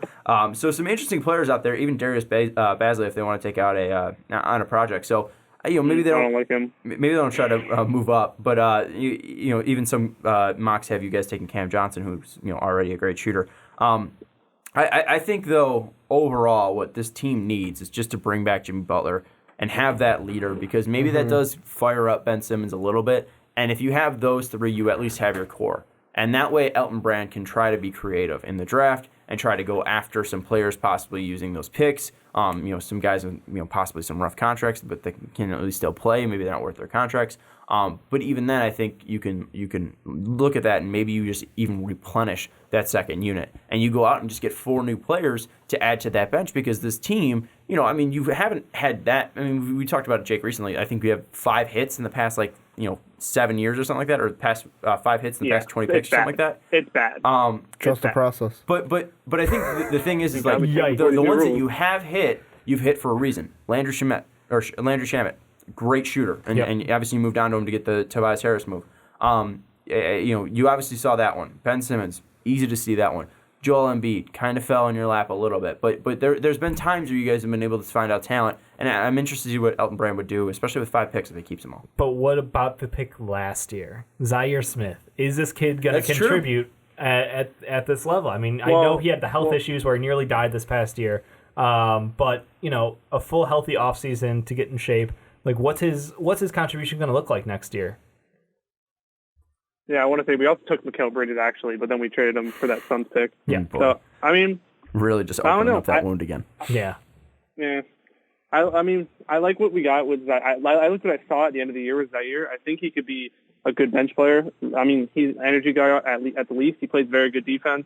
If he improves his shot, I think he's a good chance to be a 3-and-D wing. And if they don't bring back JJ, he could slide into the starting lineup at the 2. Ooh. Yeah, he wasn't really consistent, but he also wasn't getting consistent minutes. He had a game where his first bucket, it was a 3. It was the only shot he made, and then he went 1 for 2, 1 for 5, 1 for 3, and then 2 for 5 from 3. So I mean, he wasn't getting a ton of looks, but out there, I mean, he put up some decent decent moments too, and also in the first game against Brooklyn and the second game in the first game against Toronto, he was plus 15 in both those games combined. So I mean, he was a positive out there. Most of those were a little bit kind of in trash minutes, They but were, still, yeah. Some positives that you can take Just curious out of if you thought, if you saw enough out of him this past year to be like, all right, this guy's definitely going to be a good part of our future and going to be able to contribute. 'Cause like you said, that depleted bench, and you need somebody who can step up there and really help with that second unit. Yeah, I think he's a good bench player. I don't know if I have enough trust in him yet to start him, obviously, but I think JJ is a big priority, obviously, this offseason, but I think he'll want to come back. And I think, I would have enough confidence right now saying that he could be a backup too. I think it'd be 20 minutes. Yeah, I think it'd be interesting to see how well they do trust him, because there's been talks that you want to bring in a point guard who can play defense against true point guards, and that way you could use Ben in different situations and guard more better wings and guys that he's more sized to guard. And if he plays well enough, Zaire, maybe you do just run him at the one possibly, because he offensively he won't be a one, but as our boy John loves to say, you are who you defend. Mm-hmm. And if Zaire is this next Zaire guy, defends 2 through 5. That's the thing. I mean, do ones maybe. If he can defend a 5, I think he can defend a 1. And so I think it'd be interesting to see how progressed he is defensively. Because that way, maybe even get at least a defensive point guard out there, and if he's able to be a decent shooter, then that just expands that range, and maybe we'll see Brett Brown's creativity out there. But we'll have to wait and see. Jake, what are your final thoughts on the Sixers? Do you feel like it's the right direction? Do you feel like this might just be another stalling year where the Sixers kind of have their feet in the mud, or is it certain moves will fire off certain things? I think looking back at the past year, I think that Jimmy Butler trade was great value, great trade. I think the Tobias Harris trade, now that we're out in the second round, it was probably unnecessary. And trading that pick and trading Shamet, it's obviously getting out in the same round as he did last year. It's rough. It's rough looking back at it. But if Toby does come back and we improve and make the conference finals or whatever next year, it'll be worth it. I think it's another growing year for the team. I think your 2 best players, Jimmy might have been your second best player in the playoffs, but overall your 2 best players are still in their mid to early 20s. I think it's a bright future for the team. Jimmy was 100% the second best player on the Sixers in the postseason. I'm saying in the playoffs, but in the regular close. season he wasn't. Yeah, for sure. No, he still was. No, he definitely does not. Jimmy's so much better. Jimmy's the best. Final thoughts, Ricky. Jimmy buckets. The last thing I just wanted to throw out there is if Toby leaves and goes to a different team, one free agent I would maybe look to kind of lure away from their team is a Thaddeus Young. Mainly because of what Jake said. Give me someone who can play defense, and Thaddeus Young can do that. But also with Indiana, is he going to want to go back with Vic coming off an injury? Tyreek Evans now, he definitely will not be back because of his 2-year ban from the league. So that's a guy I look at to where if you want to bring in a veteran, he could be around the same price that Toby would be, or Toby was this past year. Be interesting. Final thoughts. I'm all about that offensive supernova. You need to go get Terrence Ross. Boy. You missed out on him in the Markelle Fultz trade, which was ridiculous. You should have got him. So I think that he's the dream for the second unit, man. That guy can run second units. That guy can score. He can facilitate. I don't understand the question, Sean. What do you mean? You're giving me a puzzled look over it. I'm saying something that's not true. I was going to one up you. Supernova. I was just going to one up you. Jake wants a backup center. Go get Vucevic. Oh, there you go. There's a backup center. He was already a Sixer before. Running the second unit, baby. Running the second unit. You can put up 20 per 36. It'd be fucking sweet. Bro. All right. It was a fun segment, Jake. Hopefully, next time we talk about the Sixers, they'll be winning some games in next year, or maybe they make some big splashes in the free agency market, and maybe Jimmy comes back and we revisit this topic. But right now, definitely just going to have to see what happens at the start of 2019-2020 before we actually start making real judgments on Brett Brown, Ben Simmons, Joel Embiid, and Jimmy Butler, and what this team can actually do in the East, especially with what's going to happen with Boston, with Kyrie Irving, if they're going to get Anthony Davis, et cetera, et cetera. But Jake, as always, we appreciate you joining us. We appreciate you being a patron. If you want to be a patron like Jake, check out patreon.com/mostvaluablepodcast. But let's move into the final topic, and Hawks fans, you've been waiting so patiently. We are going to give you the topic that you've been waiting for. Finally, after the NBA draft lottery, which I guess kind of they didn't want because it was not the results they wanted, you ended up with the 8th pick and the 10th pick, the 10th pick being from Dallas in the Luka Doncic trade. So that trade is final. Trae Young and the 10th pick for Luka Doncic. We'll obviously see what that turns into. They could obviously make some trades, and that's what we're going to talk about now. So Hawks fans, thank you for your patience, and thank you for always commenting. Make a video on the Hawks. We appreciate you. We hear you. We've been giving it. We've been hyping it up, and now it's finally here. Hopefully we deliver. Let's now get into the options. They can obviously take 2 players. They could also package those 2 picks and try to move up. They can pick one player at like 8 and move down from 10. They can really open up their minds to anything that they could be of interest to. I mean, if Boston wants to move up, maybe they get the 14th to 20 pick. That's what we're going to talk about here. Yeah, so, I think that pretty much covers it. We can pretty much wrap it up on the Atlanta Hawks. See you guys. Thanks for waiting. Now let's get into the first one, and that's just if they pick 8 and 10. All right, let's Scenario narrow that number down. 1. Yes. So Ricky, don't bring up a trade. If they're picking 8 and 10, no trades, because we'll get into trades later. What should they be looking for? Now, the thing that I kind of think about with this is because I look back to the mock we just did about a week ago, which you guys should check that one out, where we did the live on Twitch and then kind of, we live lottoed and then we did the mock. In that one, you had Jarrett Culver and Bol going there. Dave had Cam Reddish and Jackson Hayes going there, and I had Bol at 8 and Nasir Little going there, which I still hate. Yeah, and I mean, for me, one of the best fits, and I say one of because they've got 2 picks, is a guy that I had going to the Cavs. That actually Dave's mock, I think, is a better fit for the Hawks, and that's Cam Reddish. Like, it's a situation where I think Cam Reddish is a guy, I've said it before, needs to go somewhere where the expectations aren't really that high, unless the Hawks do what Dave was talking about in the Anthony Davis trade. It's basically, for me, the Hawks could be a good situation of he wouldn't be asked to do much. Trae Young is a better passer, better facilitator than R.J. Barrett that he had at Duke. Or Trae Jones. Or Trae Jones. Wouldn't have to deal with the Zion kind of blocking the sun and having him on the team. He could just be one of the guys on the team, do what he does best, and could possibly be a guy that when Trae Young's off the floor could run the offense for this team and add defense to them. So that's kind of the first guy I look at of who could fall for them, even though I had him go at 4. You had him going. Yeah, wait, what did you say? Even though I had Cam Reddish go to the Cavs. Dave had him go to the Hawks. You said 4. He did 5. Yeah, the Cavs would have drafted him at 4. I like the Culver pick way better than Cam Reddish. And we've talked about this, obviously, the disagreement that we have between that. 5. Yeah, that was what was I said 4. I meant 5. You're good. You have him going to the Cavs. That's all. I disagree with you. I think Jarrett Culver's a way better fit, and the fact that he fell there, that's a perfect place for him to land. Maybe you don't move Herter out of the lineup, maybe you do.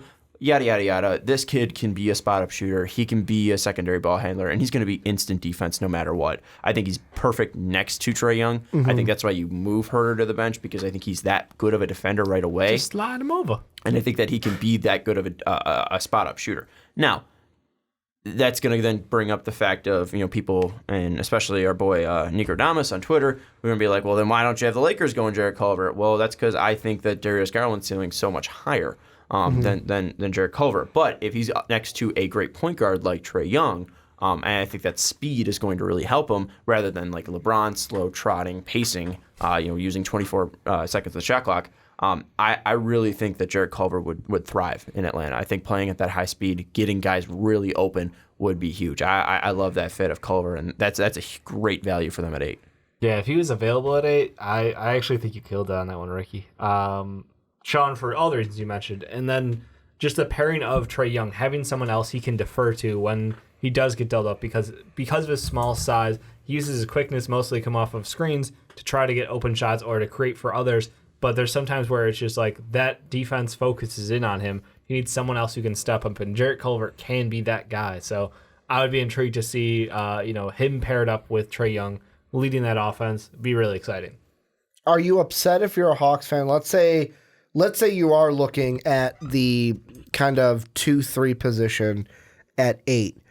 Are you upset with either of Cam Reddish, Jarrett Culver, or even a DeAndre Hunter? Are you just hoping one of those 3 guys honestly gets to you at 8? I would be thrilled if one of those guys got to me at 8, because I think the board is so fluid right now. We've got basically the top 3, potentially 4 locked in, with the rumors about the Lakers and Darius Garland. 3 for sure locked in, because Lakers could always trade that pick. Right, but still, that could be the guy coming off the board. And potentially 5 of the top 6 with the Suns and Kobe White. Here's the thing is, even if the Knicks trade that pick, it's still RJ Barrett. Right. That's what I'll make. That's what I'll say. Okay. At least. Fair enough. So that's I think the top 3 are for sure locked in. The thing is just I look at it, and if we're saying which is the best outcome for them, I would have to rank it Ricky, getting Jerry Culver and Bobo, then Dave, Cam Reddish, and Jackson Hayes, and then me, Bobo, and Nasir Little, because I think you got to go wing and big, and that's all it we went for. Because right now you have Trae Young, you have Kevin Huerter who plays the 2 or the 3, you have Torin Prince, but Prince is a little bit older, so maybe you want to get someone younger who's going to fit more of the timeline. You already have Collins at the 4, so you're not going to look after that, and you have Dedmon who's expiring, who's a UFA. And you want to go get a younger 5. So I think that Bobo is definitely an interesting pick because he has so much potential, but also Hayes, you talk about his defensive abilities next to John Collins. But at the same time, do you want a 5 who can shoot threes? As Sean and I talked about in the PTP. 3 plugs, 1 show. I love it. I'm on fire today. I don't even remember when we talked about Bobo. With Gorga. That's right. Ricky's boy, Gorga Batazde. Gorga Batazde. Yes, we know his name is Goga. It's just go with it. But I look at this, and I think that, that's a dream scenario, them getting Culver and Bobo. But that's also, you had DeAndre Hunter fall all the way to 11 and Jackson Hayes going before them at 9. You had Brandon Clark going 4, which kind of threw that whole thing off. So really the possibilities of that happening are slightly slim. It's a long shot, but I could see a player like Hunter potentially falling. Jarrett's a hard one to see falling. I think it's more likely to see Cam fall, and it's more likely to see a player like DeAndre Hunter fall. Well, even though they're both very good prospects, but it's just the way this can work out with different team needs. I can see either one of those 2-3 kind of wing guys, maybe 4 even for Hunter, be available at that position. Well, and here's the thing: is I think we all kind of have 3 different slots for these Hawks picks. Ricky's his best case scenario.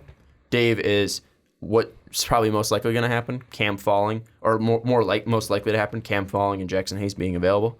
And then mine is like kind of worst case scenario, where I think I kind of made a mistake not going Sekou at 8 and then just seeing what the Wizards were going to do, because if they take Bobo, Jackson Hayes is still on the board. Or if we like Brandon Clark that much, Brandon Clark's still on the board as a rim protector. But obviously now with him coming out being like officially 6'8", with shoes, that's 6'6" without shoes.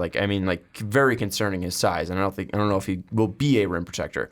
But Jackson Hayes definitely has the body to be a rim protector. So I think I totally screwed up on the Hawks picks, so I think that would be worst case scenario for them. But ultimately, I think it's going to end up being like who is going to be available at 8, and I think at that 8th pick, it's most likely just get the best wing available, because you're probably going to have your choice at some impact big, whether that be Jackson Hayes to play defense next to John Collins, whether that be Bobo to have that unicorn, or whether you take a shot at Goga, because this is your second pick, and I love the guy, and I think he's a very interesting player. I was wondering about the Hawks, and I was like, well, I thought that would be a good spot for him, but they already took Bobo at 8, so they're not going to take double up on centers. There's no way. And I like Goga way better than Nasir Little, but I was trying to fit a wing on there, and now with the news about Brandon Clark being so small, maybe you do take Brandon Clark there. Maybe you take a shot at him and try to see. You can mold him into a more of a 3 kind of guy. Yeah. Maybe develop that shot. I think that would be something that'd be very interesting to see. He's older, but at the same time, I still think he could grow his game. Yeah, I think he'd be an interesting player there. But then Nasir Little, you see the measurements coming out, and it's just like, Jesus Christ, the NBA body's there, and now he's coming out saying, "Oh, the coaches didn't set me up right." And Ricky, you brought this up multiple times when we talked about Nasir Little. I just wonder if Nasir truly believes that, and what he actually thinks his role is going to be. What does he think he's going to be in the NBA to be a successful NBA player? I don't know what that is. Do you think he's a guy that needs the ball in his hands consistently? Because he didn't really have that opportunity at UNC. Well, the thing I just wanted to mention was... Yeah, go ahead. The thing about his comments that they rubbed me the wrong way. Because even if, let's say it was true, that the coaches put you in a wrong situation, if I am a team, if I'm ownership, coach... I would rather hear someone say, hey, you know what? It just wasn't a good situation. This is what I need to do to get better. Kind of put the blame on yourself rather than a guy who's just going to... Because, to me, this screams, so if things don't go your way, you're just going to point fingers. Are you going to be the guy that points fingers and goes, it's your fault, your fault, your fault? Or is it going to be, hey, I need to... This is me, and I know Dave making the joke about Terry Rozier. Literally the opposite. That's literally all I did was my teammates sucked, my coach sucked. I'm so much better. Yeah, and I mean, sacrificed it's just for this team to lose. It's not a good look, and especially like Terry Rozier can come out and do that because it doesn't matter. He's either going to get a contract with someone else or get paid by the Celtics. It's not a good look to do publicly. It's not. To go on ESPN all day and parade that around. Especially as a draft pick too, because like Terry Rozier is going to get his money. Someone will pay him because there's so many teams desperate for a point guard, or to try to screw over the Celtics of like, hey, have fun trying to get things when you got to pay Terry Rozier this much now if you want to keep him. I think it's a bad look. I mean, I don't think Nasir Little to me. I didn't have him in my lottery for obvious reasons. I mean, yes, the measurables of like Dave, you mentioned while we were off the air of like he's got a grown man's body, but really it's like I've said numerous times with Nasir Little, what are you getting mentally above the shoulders? And I'm not talking about smarts, I'm talking about maturity at this point. Are you getting someone who is going to be a mature player on your team? And that's why if I'm the Hawks, I would stay away from him because he could be more of a cancer to this young team than a benefit. Do you think there's any of those? We hit kind of like the top wings, and then you kind of hit that Nasir Little, which makes me go, so that second tier of wings, whether we're talking a Sekou Demboya, Kevin Porter Jr., even, a Nickeil Alexander-Walker, somebody who can play the two for you. Obviously, Sekou playing more of the 3 or the 4. But like, even a PJ Washington, is there a chance that some of these guys can slide up for that Hawks? Should they go with a center with their first? I like PJ. See, but here's the thing: is if I'm thinking about that, then why not move down? Because if you're saying all these options are available, then why not move down if a team is very interested in a Sekou Demboya? That way you can get a extra value. Yeah. Let's just say Boston wants it and they'll give up 14 and 22 to slide down. I don't think they'll do that. I think that's too much value or whatever. But that's something that I think that the Hawks should explore because PJ Washington might be a guy that's still available at 14, and that way you get those extra picks to replenish and just keep adding on, and you get another backup center who, if you take Bobo, then you don't have to worry about if Bobo doesn't pan out, you can at least get a guy that you might be able to work on, like Charles Bassey or Daniel Gafford. Like I think you can get a lot of value moving down and still addressing your needs. Yeah, because if like Culver's off the board, Cam's off the board, and even DeAndre Hunter's off the board already, like. They're in that situation like, okay, so you like you said, you can take a flyer on Bobo, or if you move back, you can get a couple of those guys who obviously they've got in our heads we've slid them into tiers already, basically saying their top end might not be as high, but this year's draft, I think there's a very large like C tier of grouping. Like you have Zion, you've got Ja, RJ, and then you've got I think Bobo as far as top end potential is right there with them. Darius Garland right there with them. But then you've got everybody else in my mind. It's literally like I could take 6 through 22 and probably put them in a bag, shake them up, and be like, you know what? I could make a case for that. So that's why I think Sean, as far as trading back, that might be a wise idea if things do roll out poorly for them with the earlier draft selections from other teams taking their guys off the board. Here's the thing, though. Are you looking for? Let's say you go to trade back the 10th pick. Yeah. Are you looking for a pick next year? Are you looking for maybe an additional pick in 2021? Because looking at the next 4 years for this team, this year they've got the 2 picks. Next year they have their own, and with Cleveland's pick, they will get it if Cleveland's not in the top 10. Yeah, they'll get it between 11 and 30. So odds are they might not have that pick. Who knows with the lottery chances? Exactly. But if that's a top 10 pick, if that's an 11th pick or later, then it's a Hawk. That probably will be a second round pick as it gets deferred because I don't think Cleveland will be that well. So now that I'm looking at it, getting a 2020 pick for sure that could be like, hey, we know that we're not going to have this Cleveland pick. Let's get another one instead. Then they got their own in 2021, the infamous high school class that we may get. Could be 2020, could be 2021, could be 2022. And then 2022, unless the Thunder blow everything up, they'll most likely have the Thunder pick, which will be 15 to 30. So I think I would probably go for... I would try to get next year. I honestly... The more I'm looking into next year's draft class, it looks like it's got a deep pool of talent. Looks like there's some interesting prospects. And you don't want to pile up the contract years too close. Like they've already got, Trae Young and Herter are together. You've got John Collins from the year before. I'm trying to space that out because I don't want to pay Taurean Prince that much money when he comes off of his first contract. I don't think he's going to do a ton, but he's a solid player. So it's just you need to spread that out. Otherwise, you work yourself into some bad cap situations, I think, going forward. Yeah, I think, too, looking at these two picks, it's kind of a disappointment because at some point it was, we can get our own pick in the top 5, and then, we can, at worst, we're 10. So that way we can get, a top 5 pick and a 10th pick, and that way we'll have the pick of our elite wing, like a Culver, like a Reddish, if you think he's elite, like a Hunter, and then with the 10th pick, you can still have your choice of a center.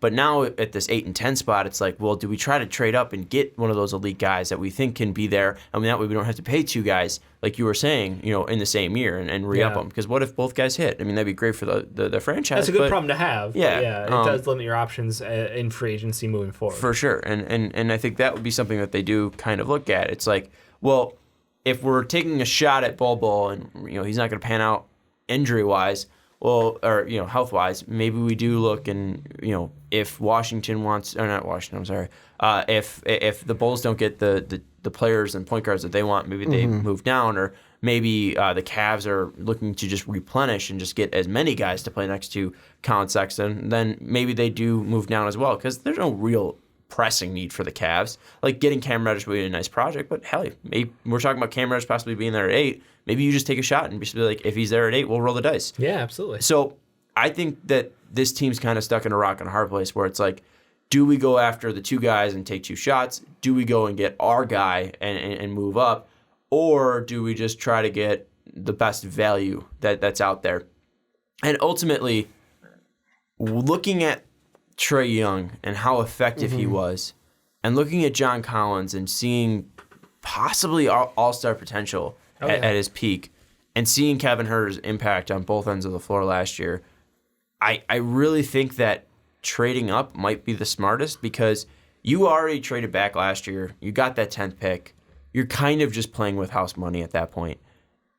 I think going up and getting an impact player would really, really just probably put you near like that finishing, the starting lineup because you'll still have to bring back Dedmon.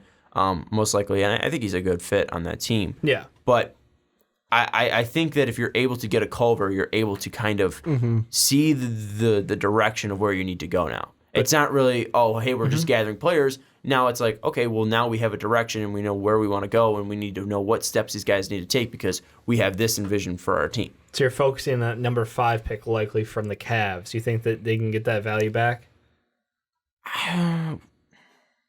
Because it's either like the Cavs seem like the team that's right in the crosshairs because, like you said, 1 through 3 is pretty locked. Yeah. 4, there's the rumors about Garland being picked off the board.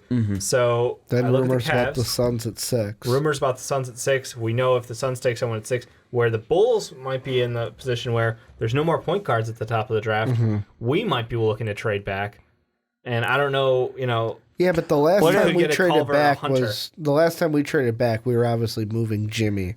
We moved up. We moved up 16 to 7. That's right, we did. I completely blanked on that, but like for me, it's like last time even you moving moved up from 8, like moving up from 8 to 7, though, is that really that much? I don't know. If you think, unless you think the Bulls really are going to take your guy. I'm just saying, like as far as like the Cavs are really the only option. Last time you moved back, I think was LaMarcus Aldridge. Yikers. 2 to 4. Yeah, that seems about right.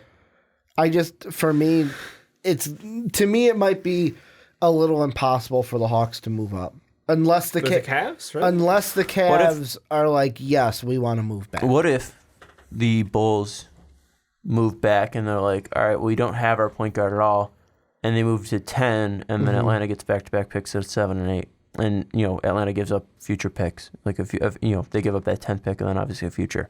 Do you think that entices the Bulls at all if, let's say, Kobe, Garland, and Morant are off the board? Maybe. Yeah, because I would say like you get a future pick.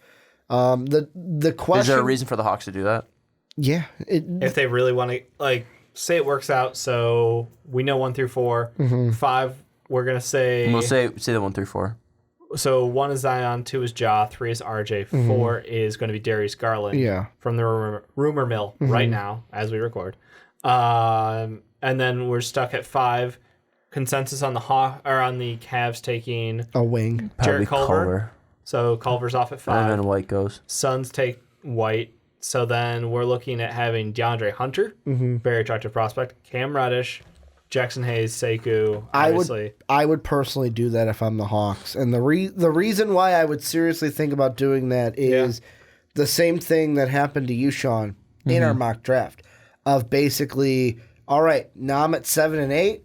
I get my wing. I get my center. I don't have to worry about the Hawks not the Hawks. I don't have to worry about the Wizards taking one of my bigs. If at 7 we take the wing we want, at 8 we take the center we want. We leave. Yes, I have to give up next year's pick, but I check all my boxes. Do they go after a big, though, or do they double up? Because what if they go Cam Reddish and get a project and then go get DeAndre Hunter, who can guard 4s, and then you move Collins to the 5? You could do that, too. And then, obviously, you could also just add a ton of versatility if you re-sign Dedmon, too. Yeah. Now I think that might be the best route to go then, because you just have wing depth and hope on the future, because Cam's got incredible upside, and Hunter is a professional coming in, and he's versatile enough to guard multiple positions, like you said. In the last 2K, my team I did too. Guess what? DeMarcus Cousins became a Hawk, and they have a ton of cap space. So and you know what? Fuck. You know what pairs well with the DeMarcus Cousins?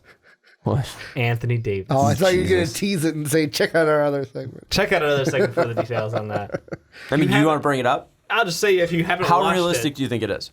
I don't know. Because, I mean, Hawks fans are coming in. So Hawks fans, go watch the segment on Anthony Davis. Lay it out here. There's a treat for you at the end. Lay it out here.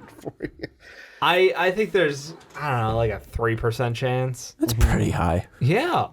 For a team that's not even in the discussion. They've got multiple future picks. They've got multiple picks this year. They've got future picks for next couple of years that they can move. They've got a ton of cap space so they can bring in a top free agent. They can pair them with one of the best young point guards who has unlimited fucking range. They've got Kevin Huerter, who's going to be a very good two-way, 2 or 3 at the NBA level, whatever they want to slot him in as. And they've got a good movable piece in John Collins, who I know he might be a future all-star, and offensively he is gifted. Good Lord. But Anthony Davis, people. Anthony fucking Davis. Pairing with, maybe a reunion tour with Boogie Cousins. That would be disgusting. And you still roll out the corpse of Vince Carter. And you're fucking, come on, man. Also, shout out to Amari Spellman, who we just never mentioned in any of these Hawk videos, because he was fine. He's growing. When he was drafted, everyone's like, they got their Draymond. Yeah, we got our Draymond. Yep. He's good. He's a good bench unit kind of guy. He's fine. Yeah. I just think that... Sean's almost conscious at this point. I just think that this team, I feel like they're close to a playoff team next year. I feel like they're kind of like a piece away, and maybe Hunter is that guy to put him over because he brings just that somewhat veteran mindset already. Because I know he's an older player, he's a sophomore, but he just seems so mature already, and he's such a good defender. What do you like about Culver? I would take Culver over Hunter. I think that secondary ball handler is so important for this team. How good of a secondary ball handler do you think he is, though? I mean, he was pretty good this year. They did make it all the way through the tourney. But they choked. They did choke. He did choke. He choked. That's okay, because he's not taking the last shot. Because you got Trae Young chucking it from half court. What if they put Ben Simmons on him? He still throws it up from half court. Ben Simmons can stuff that shit. Don't know. 2 feet tall. Don't know about that. All I know is I think that if I was put in a position to say this team goes to the playoff next year, if they had DeAndre Hunter or Jarrett Culver, I'd say Jarrett Culver. Ricky. I know it's a bizarre scenario, but yeah. Yeah. Ricky, final thoughts? My final thought is the double wing intrigues me, but I think at the end of the day, wing center is what I go with. And the interesting thing that so you don't trade. You just stay 8-10? I would stay 8-10, and I'm thinking take a wing at 8, and then at 10, I think the interesting thing, if all centers are on the board, because anything can happen, let's say the Wizards don't go to center, it'll be interesting. In my mind, I'm starting to even throw around possibly taking a Jackson Hayes instead of a ball to focus more on defense and rim running compared to shooting from the outside. You have 3 second-round picks, 35, 41, 44. I think there are a lot of centers we've talked about. You're very key on Gafford. Could be a potential center in the second round. A lot of people are just tanking stock on different players, whether it's Jonte Porter because of his injury. I know Bassey had some disappointing measurables. But hey, what if Naz Reid's still out there? Who's second round steal, baby? Who's that big guy you guys like? He's like a fifth-year senior or something from like Zaga. Killian Tilly. Yep. Like there's also Tilly. There's Norvell. There's Claxton as well. I'm just saying there's some guys in that second round bigs. If you did double up on the wings. Also, to go at your Ben Simmons take, Sean. Just what was ask, Ben Simmons take? With just put Ben Simmons on him. Oh. Just ask what Paul George thinks of Damian Lillard, because they're similar heights. I don't get it. The shot, like they're not similar heights. Lillard is 6'3".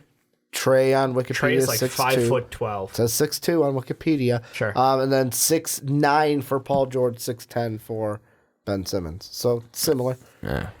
And Damian hit that shot. That's 2 inches right there, buddy. And ask a woman. 2 inches will help you will help you put in a light bulb. And that's that, right? Take us home, That's Sean. always to be sexual, guys. Jesus Christ. Hawks fans, let us know what you want down in the comments below. I'm sorry, I have not slept in about pretty much Time? closing in on 36 hours. You said so 11 a.m. We're here on Friday, and you said you've been up since 11 a.m. on Thursday. Yeah. Yeah. 11 a.m. Yeah, 11 a.m. Yeah, 11 a.m. p.m. I haven't done that since high school. And I know how that feels. I have never done it. And oh boy, I have to drive a motor vehicle, baby. And after, like, during this segment, when you said, one thing, I'm like, oh, I've been there before. Yeah. I know exactly what's going there a on. lot, Sean. I'm in the darkness, I people. feel the pain. I understand it. Have a great one, everybody. For Dave Oster, Ricky Widmer, I'm Sean Anderson. Make sure you check out patreon.com/mostvaluable-podcast, and hopefully this fulfilled something for you Hawks fans. I'm sorry if it sucked. If we have to redo it next week, we have to redo it next week. But I'm crashing. So hope you guys have a great weekend. Ricky's going to fill in for me next week on the Prom Tip podcast. Well, I'm filling in for Ricky, who's filling in for me. Right? Yeah. So next week on the Prom Time Podcast, you guys are going to do some great stuff on the NBA Combine. So if you guys want to check that out, definitely do so. And then we'll be back for the fast break as well next week. And we might even have our NBA Finals matchup set if sweeps happen. So stay tuned to that. Make sure you subscribe to us on iTunes and check out patreon.com/mostvaluable-podcast. But for Dave Oster, Ricky Widmer, I'm Sean Anderson. We'll see you next time.